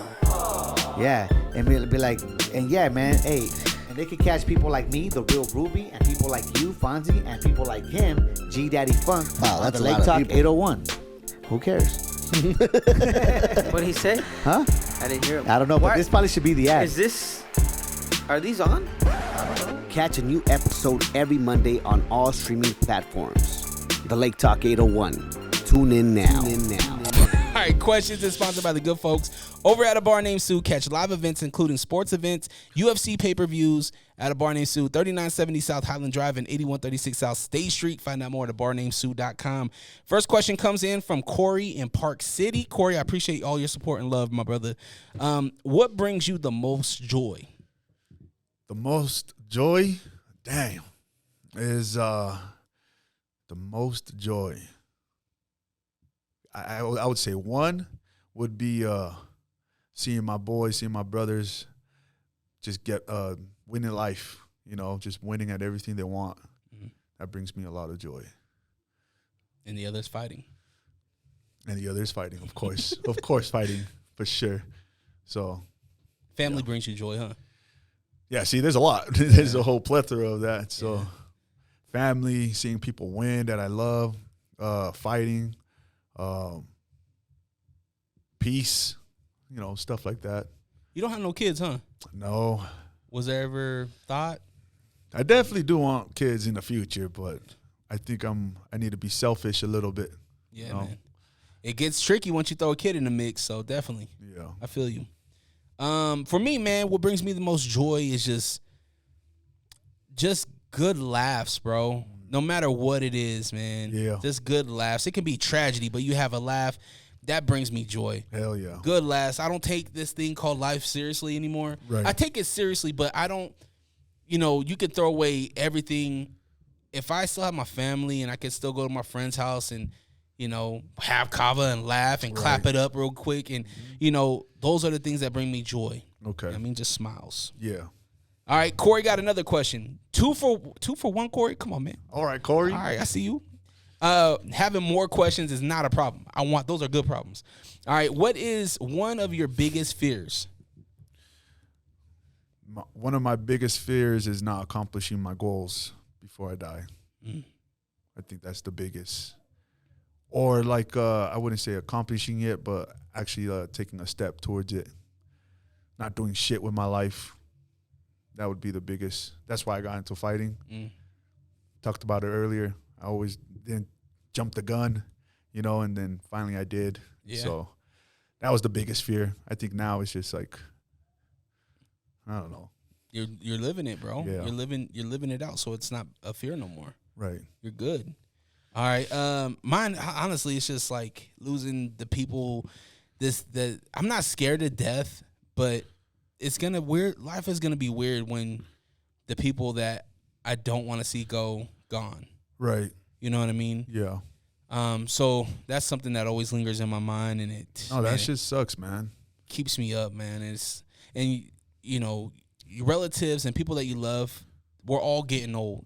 Yeah. And I seen it in my dad just a few weeks ago. I was like, holy shit. I looked at my dad. I was like, holy shit. You're old, man. Yeah. It's my old man. He's an old man now. Yeah. So, yeah. Ugh. Damn. All right, Minute After 8, an incredible producer. Go check out his music at Minute After 8 in Salt Lake City. All right, of course, the music one. Kendrick or Cole? Have you been following the? Yeah, I've seen it. I would have to. Damn, that's a hard one, bro. Because I like them both. Yeah. But since I'm from the West Coast, technically, I'm going to have to go with Kendrick. Yeah. I'll go Kendrick as well. Definitely. Even though Cole just dropped a really dope project. Oh, yeah? 7 songs, yeah. All right, cool. Angel Severa in Kearns. Shout out to Angel. Married conjoined twins. Let us know what really is in that dirty mind of yours. Wait, what the fuck? So there was a story. I think this is what he's referencing. What? A guy recently married conjoined twins. So one body, 2 heads. Okay. He's saying what's going through your dirty mind. Damn, that's fucking crazy. Mine isn't even sexual. I just want to know do they feel everything? Like, do they have 2 brains? Imagine the other side just looking at her like, Yeah. you disgust me, but this Yeah. feels all right. Yeah, exactly. Does she have the feeling? Does only one of the brains get the feeling part of the whole thing? Damn, that's crazy. What, she got to put a blindfold on or something? Shit. Nah, dude, that's insane. I don't think I could do a conjoined twin relationship. That'd be weird, man. You give her a kiss, like she's always right here. Somebody always looking at you. It's like, do you have to kiss the conjoined twin? Like, Yeah, you're going to have to. She's just staring right at you. She's like, what if she gets a boyfriend? oh, no. Now your girl She's cheating. Yeah. Oh. Jesus. All right, All right, Angel. Thank you for the question. Will Wonder in West Jordan. What's one thing you would tell your teenage self? Dang. Man, that's a deep one. Mm-hmm. That's super deep. My teenage self. Be more understanding towards my parents. I think, especially my dad. Now, I'll be more understanding towards my dad. Be more lenient with my emotions towards him. Yeah, I was... that's definitely something I would tell my younger self. Yeah. For me, man, I think it's hustle harder, bro. Like, I had a hustler's mentality, but I could have went a lot harder. Right. You know, I could have capitalized on different opportunities, and a lot of it was fear. You know, there's fear of losing and failing, and when you're young, you're kind of scared to do that, right? You're kind of scared to take risk, right? And legal risk, but I would say, man, hustle harder and know that it's gonna be all right. Right. Like, you came from nothing already. Right. You can come again, man. You can get it again. Right. You know what I mean? So, yeah, that's what I would tell teenage Dre. I like that, bro. Yeah, and love yourself, man. Love yourself and go get it. Nah, that's a good one, too. Yeah. For sure. All right, Zeke, the Tongan Kong. Yes, sir. Do you have the merch already in production? Have you thought about it? Nah, I haven't thought that far ahead. Well, you got about a month to get some I know, shirts right? and things done. Shit. Have you got a logo? We looking for a logo. I don't know. Anyone out there?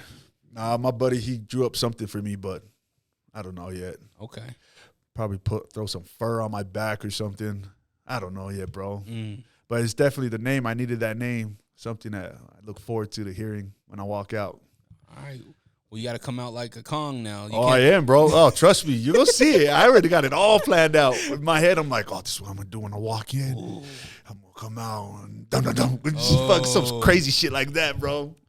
Still Rita or what? Oh, yeah. Still okay. Rita. I can't find. I asked Zach, hey, scratch that song. I got to find another song. And then it took me so long to look for another song. And I was like, never mind. Go back to Rita. Did you watch the One Love movie? Have you watched it yet? No, I haven't yet, bro. You gotta watch it, bro. Yeah. Yeah, it's pretty damn incredible. Yeah. I heard. I heard both things, right? Where people are like, that's a little different, but it came from his family. So this is how they this is for sure. Yeah, okay. like it's probably the most authentic movie or docu that we've ever seen. Yeah. But I think you'll enjoy it. Okay. I definitely did. And speaking of Kong, have you watched the new Godzilla vs. King Kong? No. Go watch that I movie. heard it's hella good, bro. Oh, bro, man. It's really good. Hell yeah. Check that out. We actually just watched it on Monday. Really good movie. Okay. Yeah, man. Nah, I'm going to watch it this weekend for sure. Yeah, man. All right, brother. Well, what's the socials? Where can people follow you? You want to shout out any sponsors? Built Bars? Nah, not those guys. Bill's gonna be like, man, fuck you. We're taking our bars back. Take your bars back. They got 20 million views. You seen that video of me on Twitter?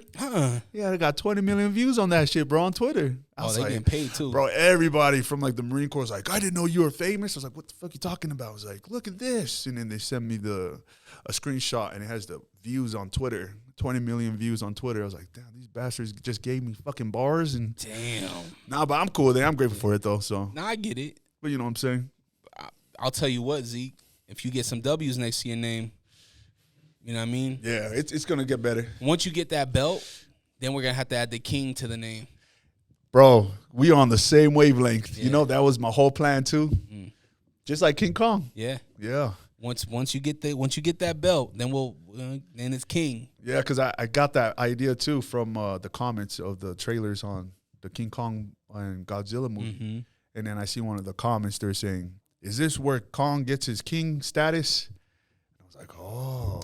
Yeah, because if you think about it, right now they're leading to that. He's not King Kong yet. He's just Kong. Oh shit. Godzilla versus Kong. Oh, okay. Right? So I think he's working towards being the king of the apes. Because he just found out. I won't ruin the movie, but he just found out there's more of them out there. Right. So the trailers ruined it already, bro. You're good.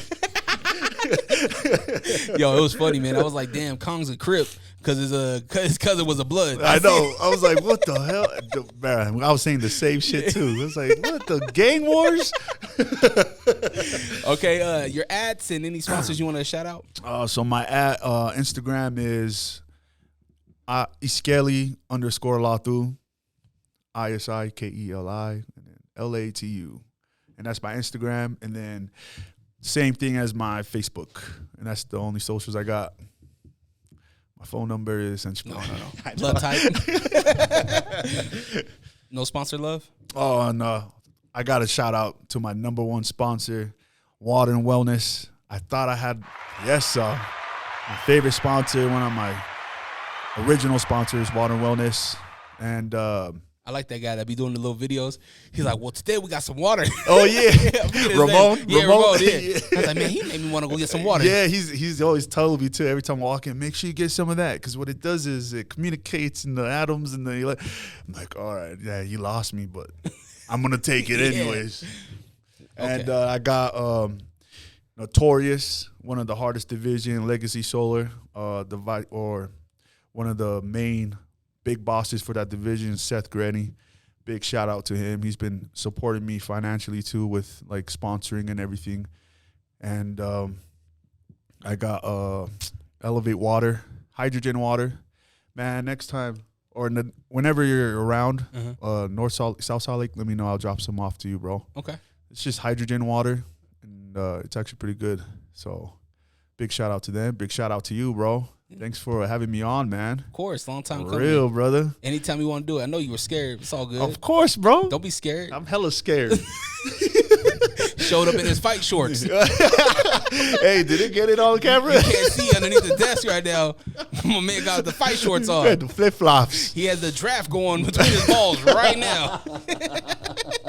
Damn. Nah, Zeke, man, you are one of my favorite fighters to see. Thank you, brother. Seeing this side of you, this personality of you, man, I think the people are gonna love you even more. And man, I'm excited to see you at 240. Woo. And I'm scared to see whoever they pick for you. Yes, sir. I would love to see you running back on a couple of those guys. Yeah. But the future is bright for you, bro. Thank you, brother. Just remember that, man. Just remember the future is bright. And take advantage, bro. Take advantage of these opportunities. Create your own opportunities. And as much as you can, give. Because you can't receive if your hands are full. Right. So remember to give. Got you. You know what I mean? Oh, that's a good one, bro. Yeah. I'm full of them. This guy. That's what I do. I've been doing this. This guy. Hey, that's a good one, though, bro. Shit, that's a good one. It's the truth, man. Oh, yeah. There you go. Oh, no, you wanted this one, huh? If you want to follow, make sure you follow Zeke, man. Go follow him, support him. Buy tickets, fiercefightingchampionship.com. I'm going to try to get Zach on here. We're going to try to give away some tickets. Hopefully, Zach, if you're listening to this. Yes, sir. Brother, let me get about 10 tickets, maybe about 10 pairs. We can give them away. And UVU, this will be out before the UVU show. 420, go see our homie, Kent Mafaleo. Yes, sir. He's coming back off of a loss that was tough, but he's coming back, and we're excited for it. Yep. FierceFightingChampionship.com, at Fierce Fighting Championship on Instagram. Go give him a follow. You can also follow me at Dre Rocka, DRERAWKA. And this has been the Unrestricted Podcast. As always, protect your light and have the day you deserve. We out. Peace. You really just walk around in your fight shorts? Yeah, bro. Not in my fight shorts, but shorts for sure. You showed up. What's up, bro? Late. You late. I know. But man, if whoever knows me knows that I'm always late. Damn it. I need to stop. Are you doing always that. late? Are you the late guy? I'm the late guy, bro. Horrible late guy. How do we change that? How do we change being the late guy? Oh, that's you. Sorry. I don't know. Check. Yeah. You don't know? Yeah. You just gonna always be the late guy? This guy have like a fucking zapper or something on my neck. Well, when you are a man of your stature, I think you could be a couple minutes late. He wasn't. I mean, you weren't overly late. Just 7 minutes. It's not too much. It's not too much at all. Zeke, man, I'm excited for this, man. Yeah. I haven't had a chance to really sit down with you. Yeah. And when I was sitting down by myself, I was at home. I was like, Dre, how do I want to do this thing with Zeke? Because he's an interesting guy. So we're just going to have fun, man. Hell yeah. Let's do it, brother.